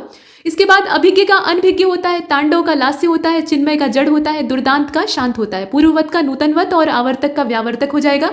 अभिज्ञ का अज्ञ होता है, अभिज्ञ मतलब जानकार, अज्ञ मतलब मूर्ख यानी अज्ञानी। विनीत का धृष्ट हो जाएगा। उद्धत जो है वो सबसे अच्छा विलोम है। घरेलू का बनेला हो जाएगा। भोंडा भद्दा या कुरूप है तो उसके लिए हम एक ही शब्द इस्तेमाल करेंगे, सुंदर। आत्मा का अनात्मा हो जाएगा, आत्मा का परमात्मा भी हो सकता है, वो भी कर सकते हैं। और उत्तेजित का शमित हो जाएगा। इसके बाद आप देखें ईशत का अलम के नीचे रथी का विरथी, रथ पे जो सवार है वो रथी है, जो बिना रथ का है वो विरथी है। क्षुद्र का महत, क्षुद्र मतलब छोटा, महत मतलब बड़ा। ताना का भरनी, ताना मतलब धागा, भरनी मतलब रील या बाबिन आप कह सकते हैं। भूलोक का द्युलोक हो जाएगा, द्युलोक मतलब स्वर्गलोक। षंड का मर्द हो जाएगा, षंड जो है वो सांड के लिए भी इस्तेमाल होता है और नपुंसक के लिए भी इस्तेमाल होता है। मग्न का अमग्न या अलीन हो जाएगा। इसके बाद आप देख रहे हैं इसमें रिपु है, तो रिपु का आपका मित्र होना चाहिए। सुहृद भी होता है, सुहृद मतलब होता है सखा या मित्र, वही बात है। अटल का ढुलमुल होगा, संवेदनशील का संवेदना विहीन या असंवेदनशील भी हो सकता है। अनविति का अनन्विति हो जाएगा, अर्जन का व्ययन हो जाएगा और निज का पर हो जाएगा। अर्जन का वर्जन भी होता है, अशन का अनशन होता है, आविर्भाव का तिरोभाव होता है, विशेष रूप से अवसान भी हो सकता है। सर्वांग का विकलांग हो जाएगा, दिव्यांग भी आप लिख सकते हैं आज के हिसाब से। सामीप्य का पार्थक्य हो जाएगा और सानुक का निरानुग हो जाएगा, यादृश का अनादृश हो जाएगा, यौम का यामा हो जाएगा, यौम मतलब दिन, यामा मतलब रात। दोष मोचन का अभिशप्ति हो जाएगा, अवेक्षा का अन्वेक्षा, अर्श का फर्श आप जानते ही हैं, अंतिक का दुरांतिक हो जाएगा। अब जरा सा इसे ऊपर करते हैं।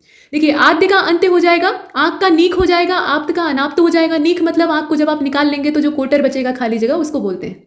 वैसे देखिए कोई भी संज्ञा शब्द है तो उसका मोटे तौर पे विलोम होता नहीं है, लेकिन अगर बनाना ही चाहे तो ये बना सकते हैं। आप्त का अनाप्त हो जाएगा, एषणा का अनैषणा हो जाएगा, गृहीत का व्यक्त हो जाएगा, उद्धत का अनुद्धत हो जाएगा, भंजक का योजक हो जाएगा, भंजक मतलब तोड़ने वाला, योजक मतलब जोड़ने वाला, यौम का यामी हो जाएगा, यामी मतलब रात होता है, यौम का अर्थ आपने पीछे देखा। अतिथि का आतिथेय हो जाएगा, ठीक। आविर्भूत का तिरोभूत हो जाएगा। कापुरुष का पुरुषार्थी, झीना का गाढ़ा, टोटा का नफा, टोटा मतलब घाटा होता है, नुकसान, और यौम का याम्या। इसके बाद आप देख रहे हैं जर्जर का दृढ़, परिगृहित का परित्यक्त, साहचर्य का अलगाव, ईहा का अनीहा, द्युति का अंधकार, पुष्ट का क्षीण, पुष्ट का कृश भी हो सकता है। प्रच्छन्न का प्रतिपन्न हो जाएगा, प्रसूति का निवृत्ति हो जाएगा, वैभव का पराभव हो जाएगा। विनीत और उद्धत आपस में विलोम है, सत्याग्रह दुराग्रह आपस में विलोम है। व्यक्ति का समाज हो जाएगा, ठीक है, मतलब समाज झुंड है, व्यक्ति इकाई है उसकी। और सवर्ण का अवर्ण हो जाएगा, गर्जन का वर्जन हो जाएगा, आदत का प्रदत्त और आकलन का विकलन हो जाएगा। आह्लदा मतलब जो एकाकी है उसका हो जाएगा जुड़ा हुआ। धवल मलिन ये आप जानते ही हैं। निषिद्ध का आदिष्ट हो जाएगा, ऊर्ध्व का अधु हो जाएगा, ऊर्ध्व मतलब ऊपर, अधु मतलब नीचे। अर्पित का गृहित हो जाएगा, स्वजाति का विजाति हो जाएगा और हस्ती का नेस्ती हो जाएगा। इसी क्रम में आगे चलते हैं तो अच्छाई का बुराई हो जाएगा, अगले का पिछला हो जाएगा, अति का न्यून हो जाएगा। अतुल का तुल्य, अज्ञ का विज्ञ प्रज्ञ दोनों हो सकता है, अगाड़ी का पिछाड़ी हो जाएगा। अक्षत का विलोम विक्षत, अंधकार का प्रकाश, अंगीकार का अनंगीकार, अंगीकरण का अनंगीकरण, यहाँ पे उपसर्ग लगाकर बनाया गया है। अतरंग का यहाँ अंतरंग होगा, ठीक है। अंतरंग का बहिरंग हो जाएगा, अंधेरे का उजाला हो जाएगा। अंतर्द्वंद का बहिर्द्वंद हो जाएगा, वैसे ही अंतर्मुखी का बहिर्मुखी हो जाएगा। इसके बाद अंतिम का अनंतिम भी हो सकता है, आरंभिक भी हो सकता है। अंदर का बाहर, अकंटक का कंटकित, अकर्मक का सकर्मक, अकेला का दुकेला। और अक्षत का विक्षत हो जाएगा, अक्षम का सक्षम हो जाएगा। अंत का आदि आप जानते ही हैं, दुर्गम का सुगम होता है। अतिवृष्टि का अनावृष्टि, अग्रज का अनुज होता है, अमृत का विष हो जाएगा, अपेक्षित का अनुपेक्षित हो जाएगा और अमीर का गरीब हो जाएगा। अगले का पिछला, अतिक्रमण का अनतिक्रमण, अग्रगामी का पश्चिगामी, अमर का मर्त्य, अर्वाचीन का प्राचीन और अर्वाचीन मतलब नवीन होता है असल में। अनभिज्ञ का भिज्ञ हो जाएगा, अगवाड़ा का पिछवाड़ा, अखंडनीय का खंडनीय, अटल का डावाडोल और ढुलमुल दोनों हो सकता है। अग्र का पश्च हो जाएगा, अपेक्षा का उपेक्षा हो जाएगा, अपकार का उपकार और सजल का निर्जल हो जाएगा। इसके बाद आप देखिए अनुकूल का प्रतिकूल हो जाएगा, अनुराग का विद्वेष और द्वेष विराग इस तरह के शब्द होते हैं। अधूरे का पूरा हो जाएगा, अवलंब का निरालंब है, अक्षर का क्षर है, असली का नकली है, अथ का इति है, अल्प का अति, बहु बहुत, सब मतलब जितने भी हैं ये तीनों ही दिखाई दे रहे हैं, जो मिल जाए उसको चुन लीजिएगा। इसके बाद देखते हैं इसमें असली का नकली, अथ का इति, अल्प का आपने देख ही लिया, अल्पसंख्यक का बहुसंख्यक है, अल्पज्ञ का बहुज्ञ है, अर्थ का अनर्थ है, अनुभूत का अननुभूत है, अनुभवी का अनुभवहीन है और अनुमत का अननुमत है। अब यहाँ से करंट अफेयर स्टार्ट होता है, थोड़ा देख लीजिए, फिर आगे वाले पार्ट में हम और भी देखेंगे। एक एक मॉड्यूल में थोड़े थोड़े करंट अफेयर भी आपको मिलेंगे। समझौता और विवरण पहले दिया है, महाकाली नदी पर जो पुल निर्माण होना था उसके लिए समझौता हुआ है, और इलेक्ट्रिक वाहनों को बढ़ाने वाला समझौता उसके नीचे दिया है, वो अलग चीज़ है, मतलब कॉलम में देखिएगा। तो देखिए ये वाला जो समझौता है ना, केंद्रीय मंत्रिमंडल ने 6 जनवरी 2022 को धारचूला जो कि भारत का है और धारचूला जो नेपाल का है, दोनों आपस में पड़ोसी राज्य हैं, तो इनके बीच में महाकाली नदी पर पुल निर्माण के लिए, चूंकि 2 देश हैं भारत और नेपाल, तो समझौता किसके बीच में होगा? भारत और नेपाल के बीच में होगा। तो जानने योग्य बात यह है कि महाकाली वाला जो समझौता है ये 6 जनवरी 2022 को हुआ, धारचूला वाला क्षेत्र था, भारत और नेपाल के बीच में हुआ है, और ये मेमोरेंडम ऑफ अंडरस्टैंडिंग जो है इसमें हस्ताक्षर हो गया है, मंजूरी मिल गई। इसके बाद आप देखें इलेक्ट्रिक वाहनों को बढ़ावा देने के लिए जो समझौता था, इसमें देश में इलेक्ट्रिक वाहन अगर बढ़ावा उन्हें मिलेगा तो प्रदूषण कम होगा, ये आप जानते ही हैं। तो पावर फाइनेंस कॉर्पोरेशन और ग्रीन सेल मोबिलिटी के बीच में ये समझौता हुआ है, और इसमें जो बस चलेंगी, मतलब वाहन है तो उसमें बसें चलेंगी, तो आगरा, मेरठ, अलीगढ़, बरेली, गाजियाबाद और मथुरा सहित यूपी के करीब 9 प्रमुख शहर जो है उनमें पहले पायलट प्रोजेक्ट के तौर पे इन्हें चलाया जाएगा। इसके बाद WFP और अक्षय पात्र फाउंडेशन के बीच में भागीदारी हुई है। संयुक्त राष्ट्र के विश्व खाद्य कार्यक्रम ने प्रधानमंत्री पोषण शक्ति निर्माण योजना, पहले स्कूलों में जो मिड डे मील कार्यक्रम था, राष्ट्रीय कार्यक्रम था, उसके तौर पे इसे जाना जाता था। इसकी प्रभावशीलता को बढ़ाने के लिए द अक्षय पात्र फाउंडेशन, जिसे कि आप टैप कहते हैं, और एक ये क्या है, गैर लाभकारी संगठन है। अक्षय पात्र फाउंडेशन जो है वो गैर लाभकारी संगठन है, उसके साथ यहाँ पर भागीदारी की। इसके बाद इसरो का ओप्पो के साथ क्या समझौता हुआ है, तो दिसंबर 2021 में ये समझौता हुआ और नाविक मैसेजिंग सेवा के अनुसंधान और विकास को और मजबूत करने के लिए जो चाइनीज स्मार्टफोन निर्माता कंपनी है, मतलब ओप्पो को आप जानते ही हैं, चाइनीज कंपनी है, तो उसकी जो भारतीय शाखा है उसके साथ इसने समझौता किया है मैसेजिंग सेवा को मजबूत करने के लिए। इसके बाद जियो और फिनलैंड की यूनिवर्सिटी ऑफ ओलू के बीच में समझौता हुआ है और 6G टेक्नोलॉजी के बारे में बात चल रही है। अभी 5G ही कायदे से नहीं आया भारत में, लेकिन 6G पे बात शुरू हो गई है और इसके अनुसंधान और मानकीकरण को बढ़ावा देना उद्देश्य है। अब यहाँ पे इस समझौते पे हस्ताक्षर हुए हैं। इसके बाद आप देखें नियुक्ति के बारे में, तो कैप्टन एमी बोर्शनामिट्स को देख रहे हैं आप। इनकी नियुक्ति अमेरिकी परमाणु वाहक पोत यानी USS अब्राहम लिंकन, ये पोत का नाम है, तो इस पर इनकी नियुक्ति हुई है, ठीक। और ये इसकी कमान संभालने वाली पहली महिला है। और अतिरिक्त जानकारी क्या है कि अमेरिकी नौसेना के इतिहास में किसी भी परमाणु वाहक पोत पर नेतृत्व पाने वाली ये पहली महिला बन गई है।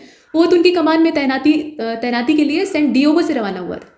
पियरे ओलिवेर को देख लीजिए आप, ये गॉरिचनसन, पियरे ओलिवेर गॉरिंचस इनका पूरा नाम है। अंतर्राष्ट्रीय मुद्रा कोष के ये मुख्य अर्थशास्त्री बन गए हैं। इससे पहले गीता गोपीनाथ थी, भारतीय मूल की, और अर्थशास्त्री के रूप में वो सेवा दे रही थी और इस मामले में वो पहली महिला थी। इनकी जगह ये लेंगे। और चीन के वरिष्ठ राजनयिक झांग मिंग को आप देख रहे हैं, तो व्लादिमीर नोरोव का ये स्थान ले रहे हैं और शंघाई सहयोग संगठन में ये नए महासचिव बनेंगे। इसके बाद आप अब्दुल्ला हमदोक को देखिए, सूडान के प्रधानमंत्री थे और इन्होंने इस्तीफा दे दिया है। तख्ता पलट वहाँ पे हुआ था, सैन्य तख्ता पलट, और राजनीतिक गतिरोध हुआ था, फिर इन्होंने उसके विरोध के बीच में इस्तीफा, और कोई चारा ही नहीं था, 2 जनवरी को ये इस्तीफा दे देते हैं।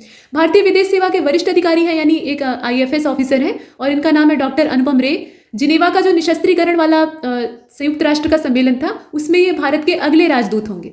अब आगे चलते हैं। इसके बाद अगला जो है वो प्रख्यात रॉकेट वैज्ञानिक सोमनाथ के बारे में है।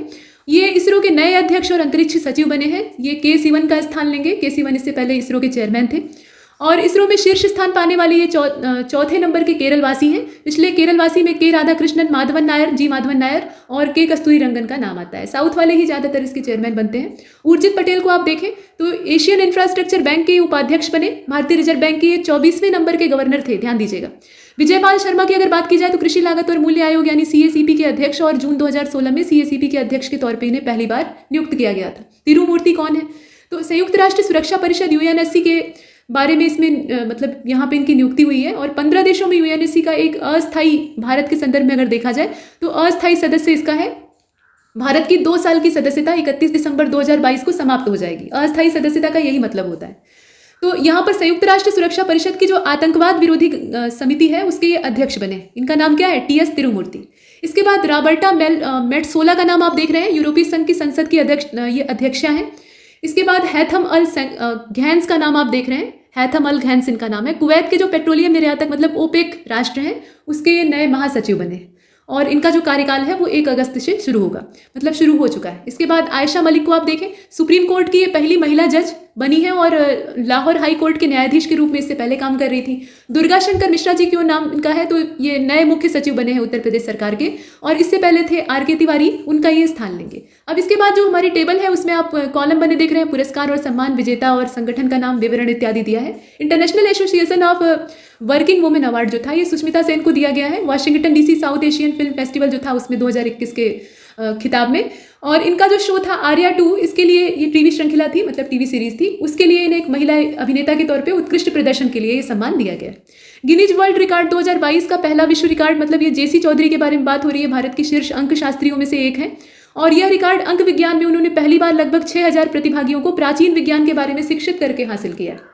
12वां भारत रत्न अंबेडकर पुरस्कार ये 2015 में जो फिल्म आई थी बजरंगी भाईजान, उसमें काम करने वाली हर्षाली मल्होत्रा को दिया गया था और महाराष्ट्र के राज्यपाल श्री भगत सिंह कोश्यारी के सौजन्य से। अब यहाँ पे महाराष्ट्र सरकार ने आगामी 73वें गणतंत्र दिवस में एक भाग के रूप में डॉक्टर बाबा साहेब भीमराव अंबेडकर की स्मृति में भारत रत्न डॉक्टर अंबेडकर राष्ट्रीय पुरस्कार समारोह का आयोजन किया था। ये 2022 का संस्करण था, याद रखिएगा। इसके बाद आप देख रहे हैं वैश्विक महिला स्वास्थ्य टेक पुरस्कार को, तो इसके बारे में अगर देखा जाए और इस स्वास्थ्य टेक पुरस्कार को देने वाला जो समूह है वो विश्व बैंक समूह है, कंज्यूमर टेक्नोलॉजी एसोसिएशन और विश्व बैंक समूह, इनके साथ इनका सामूहिक यहाँ पे आयोजन है। इसमें आप देखें कि प्रौद्योगिकी विभाग जो हमारा है डीबीटी BIRAC सहायता प्राप्त स्टार्टअप जो इन एक्सेल और निरामयी है, इसका आपस में यहाँ पर तालमेल था, मतलब इन्हें दिया गया। इसके बाद आप सुभाष मुखर्जी पुरस्कार को देख रहे हैं, सतीश अडिगा को मिला था और Indian council of medical research के सौजन्य से ये दिया गया। इन विट्रो फर्टिलाइजेशन जो IVF होता है उसके क्षेत्र में इनका उल्लेखनीय योगदान था, इसलिए दिया गया। जेनेसिस पुरस्कार 2022 या इसे यहूदियों का नोबेल भी कहा जाता है। तो वैश्विक फार्मास्यूटिकल दिग्गज फाइजर इंक के अध्यक्ष हैं और इनका नाम है अल्बर्ट बोर्ला।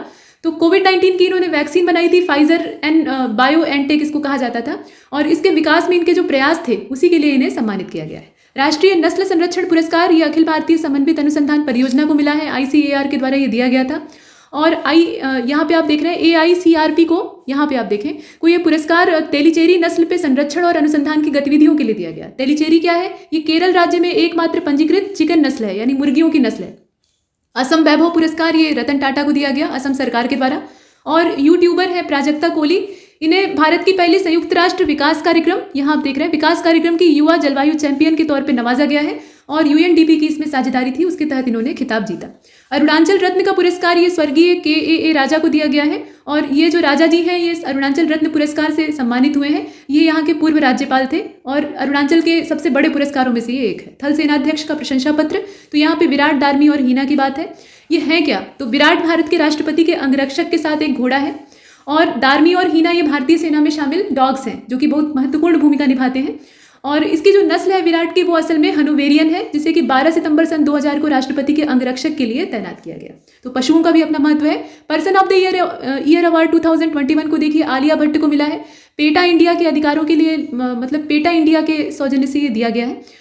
और सिल्वर श्रेणी में निश्चित तौर पे पेटा इंडिया के लिए दिया गया है, तो निश्चित तौर पे कुछ पशुओं से जुड़ा मामला भी हो सकता है।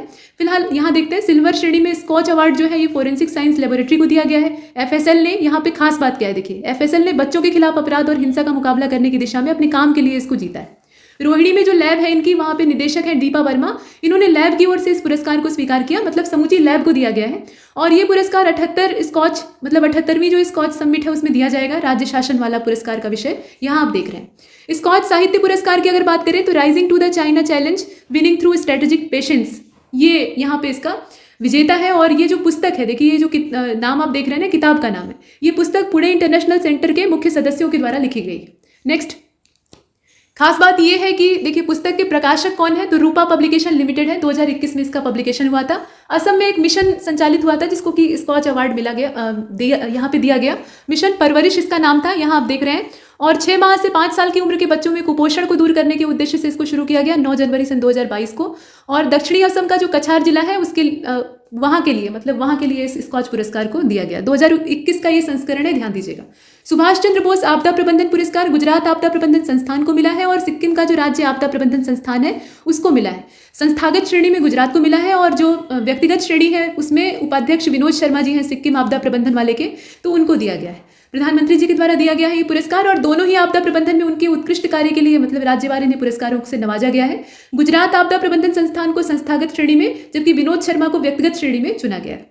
मिसेज वर्ल्ड की अगर बात करें तो शाइलिन फोर्ड ये अमेरिका की हैं और ये विजेता रही हैं। इसी तरह से मिसेज इंडिया का भी कॉम्पिटिशन होता है, शादीशुदा महिलाओं के लिए सौंदर्य प्रतियोगिता। और अमेरिका के लॉस वेगास में ये हुआ था 2022 का कंपटीशन। भारत की ओर से इसमें कौन गया था ये पूछा जा सकता है। तो देखिए इंडियन ये नवदीप कौर हैं, ठीक है, नवदीप कौर, और ये टॉप 15 तक ही पहुंच पाई, उसके आगे ये नहीं बढ़ पाई। हालांकि नवदीप कौर को बेस्ट नेशनल कॉस्ट्यूम टाइटल पुरस्कार से नवाजा गया है। और मिसेज जॉर्डन जैकलिन स्टेप और मिसेज UAE देबांजलि कामशास्त्रा ये उप विजेता रही, रनर अप आप कह सकते हैं। नेताजी पुरस्कार 2022 क्या है, तो शिंजो आबे जो जापान के पूर्व प्रधानमंत्री और हाल फिलहाल में इनकी हत्या कर दी गई, तो नेताजी रिसर्च ब्यूरो के द्वारा इन्हें यह पुरस्कार दिया गया है। इसके बाद आगे चलते हैं, यहाँ देखिए आप परम विशिष्ट सेवा पदक की बात की जा रही है। ये नीरज चोपड़ा जी को दिया गया, रामनाथ कोविंद जी उस समय राष्ट्रपति थे उनके द्वारा। जर्नलिस्ट ऑफ द ईयर 2020 ये दानिश सिद्दीकी को मरणोपरांत मिला, मुंबई प्रेस क्लब के द्वारा ये दिया जाता है। और chief justice India NV Ramana जो है इन्होंने वार्षिक red ink award of excellence journalism वाला जो था इसको रिप्रेजेंट किया था। इसके बाद आप जर्नलिस्ट ऑफ द ईयर के ठीक नीचे देखिए साहित्य अकादमी पुरस्कार, इससे प्रश्न बनता है। और इस बार जो साहित्य अकादमी पुरस्कार दिया गया, ऑब्वियस सी बात है कौन देता है ये इसमें छिपा ही है। देखिए नमिता गोखले को दिया गया अंग्रेजी भाषा में थिंक टू लीव बिहाइंड, ये आपके उपन्यास का नाम था, मतलब इनके द्वारा जो उपन्यास लिखा गया था अंग्रेजी भाषा का है। दया प्रकाश सिन्हा को हिंदी में दिया गया, नाटक था इनका सम्राट अशोक उसके लिए। और बिंदेश्वरी प्रसाद मिश्र विनय इनका उपनाम है। संस्कृत भाषा में इन्होंने लिखा था श्रीजति शंखनादम किल, और ये काव्य संग्रह है, तो इसके लिए इन्हें साहित्य अकादमी पुरस्कार दिया गया। इससे आपको ये मालूम होता है कि सिर्फ ये हिंदी भाषा में नहीं दिया जाता है, उर्दू भाषा में ये पुरस्कार जो है इसकी घोषणा बाद में की जाएगी, अभी नहीं की गई। स्वच्छ विद्यालय पुरस्कार एसवीबी को आप देख रहे हैं, तो सुभाष सरकार जो शिक्षा राज्य मंत्री हैं, इन्होंने स्वच्छ विद्यालय पुरस्कार 2021-22 की शुरुआत की है। अब इसके बाद आप देखें यहाँ पे स्वच्छता के बारे में आत्म प्रेरणा और जागरूकता पैदा करने के उद्देश्य से पहली बार 2016-17 में स्कूली शिक्षा और साक्षरता विभाग के द्वारा ये पुरस्कार दिया गया था। फिल्म प्रतियोगिता पुरस्कार की अगर बात करें तो हसन महमूद ने ढाका में राष्ट्रीय संग्रहालय सभागार में आयोजित एक समारोह में पुरस्कार दिया था।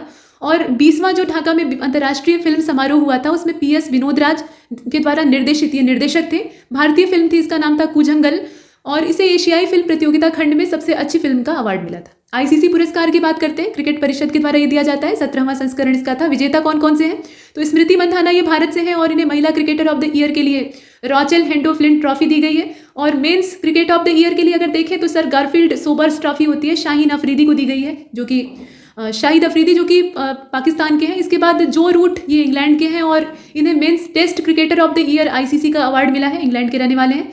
T20 में अगर महिला क्रिकेटर ऑफ द ईयर को देखें तो ये टैमी ब्यूमोंट है, इंग्लैंड की है। इसमें नागरिकता भी आपको मालूम होनी चाहिए। और देखिए जॉन एमन, अच्छा नाम है, जॉन एमन मलान, ये दक्षिण अफ्रीका के हैं और इनको men's cricketer of the year emerging के तौर पे अवार्ड मिला है। T20 cricketer of the year men's category में मोहम्मद रिजवान को मिला है, जो कि पाकिस्तान के हैं, फातिमा सना पाकिस्तान से, और इन्हें इमर्जिंग विमेंस के तौर पे क्रिकेटर ऑफ द ईयर का अवार्ड मिला है।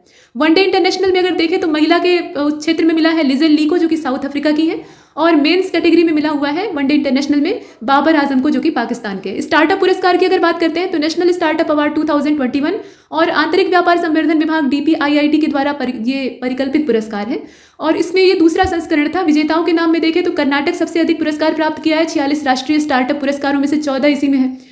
और फिनटेक श्रेणी में बीमा उपक्षेत्र में उन्वो इंटेक प्राइवेट लिमिटेड ने पुरस्कार जीता है, तो नाम आपको पता होना चाहिए। फिनटेक श्रेणी के वित्तीय समावेशन में उपक्षेत्र में बेंगलुरु स्थित जो नफा इनोवेशन प्राइवेट लिमिटेड है, टोनटैक, उसको पुरस्कार मिला है।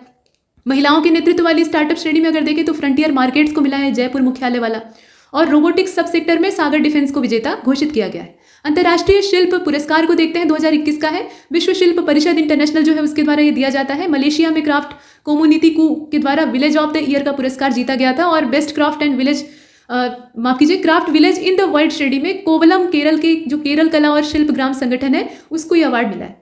अब यहाँ पर देखिए अन्य पुरस्कार विजेता कौन कौन से हैं, तो craft person of the year जो है ये शाहर बानू, ये अरेबियन ईरान की हैं, और दलवई कुलियप्पा ये भारत की हैं। दोनों जने को मिला है, दोनों जने का नाम याद रखिएगा। नेक्स्ट जनरेशन क्राफ्ट डिजाइनर को देखा जाए तो किलिंग झांग ये चीन की हैं और मुबीन खत्री भारत की हैं, इन्हें दिया गया है। द मास्टर आर्टजन ये अमिता सचदेवा जो कि भारत की हैं और मुबारक खत्री जो कि खुद भारत की हैं, तो इनको ये प्राप्त हुआ है। गोल्डन ग्लोब पुरस्कार को देख लीजिए, बेस्ट फिल्म ड्रामा कैटेगरी में अगर देखें तो द पावर ऑफ, यहाँ आप देख रहे हैं the power of the dog, और बेस्ट फिल्म अगर म्यूजिकल और कॉमेडी कैटेगरी में देखा जाए तो इसमें वेस्ट साइड स्टोरी ये फिल्म का नाम है। बेस्ट एक्टर के तौर पे मिला है किंग रिचर्ड को, माफ कीजिए किंग रिचर्ड नामक फिल्म के लिए विल स्मिथ को दिया गया है। फिल्म का नाम है किंग रिचर्ड और अभिनेता का नाम है विल स्मिथ। इसके बाद बेस्ट एक्ट्रेस यहाँ आप देखें ड्रामा कैटेगरी में निकोल किडमैन को दिया गया है और बिंग द रिकार्डो नाम की फिल्म के लिए इन्हें अवार्ड मिला है। इसके बाद आप बेस्ट डायरेक्टर के तौर पे देखें तो जेन कैंपियन को यह अवार्ड मिला है और इनकी फिल्म का नाम था the power of the dog. अभी आपने ऊपर बेस्ट फिल्म का अवार्ड देखा। सर्वश्रेष्ठ फीफा फुटबॉल पुरस्कार को अगर देखें तो इसमें 17 जनवरी 2022 को इसका संस्करण आयोजित किया गया था ज्यूरिख स्विट्जरलैंड में, और पुरुष खिलाड़ी के तौर पे इसमें रॉबर्ट लेवांडोस्की जो कि म्यूनिख पोलैंड के रहने वाले हैं उनको मिला है। महिला खिलाड़ी का जो पुरस्कार है वो पुटेलस को दिया गया है जो कि स्पेन की है, बार्सिलोना की, और क्रिस्टीन सिक्सलेयर ये महिला हैं और क्रिस्टियानो रोनाल्डो आप जानते ही हैं पुरुष हैं, तो इन्हें उत्कृष्ट कैरियर उपलब्धि के लिए फीफा का स्पेशल अवार्ड दिया गया है। प्रधानमंत्री राष्ट्रीय बाल पुरस्कार में 15 लड़के और 14 लड़कियां शामिल हैं, 29 बच्चों को टोटल ये दिया गया है और इसमें नवाचार में 7, समाज सेवा में 4, शैक्षिक क्षेत्र में 1 और खेल में 8, कला संस्कृति में 6, बहादुरी में 3, इस प्रकार से अवार्ड बांटा गया है। अभिनव कुमार चौधरी समाज सेवा में उत्तर प्रदेश के हैं, मुरादाबाद जिले के। चंद्रधारी सिंह चौधरी ये भी उत्तर प्रदेश के हैं, अलीगढ़ के, और खेल से जिया राय हैं और इनका भी उत्तर प्रदेश से ही संबंध है, आजमगढ़ जिले की ये रहने वाली हैं। राष्ट्रीय जल पुरस्कार जो उत्तर प्रदेश के हैं वही जानने आवश्यक है। राष्ट्रीय जल पुरस्कार 2020 में अगर हम देखें तो उत्तर प्रदेश, राजस्थान और तमिलनाडु ये सर्वश्रेष्ठ राज्य की कैटेगरी में पहला, दूसरा और तीसरा स्थान प्राप्त किए हैं। यूपी पहले नंबर पे है। मुजफ्फरनगर जो यूपी का है वहाँ पे उसे सबसे सर्वश्रेष्ठ जिले के तौर पे चुना गया है, नॉर्थ जोन में पहले नंबर पे है। बलुआ वाराणसी का जो है उसे ग्राम पंचायत के तौर पे श्रेष्ठतम चुना गया है, तीसरे नंबर पे ये है।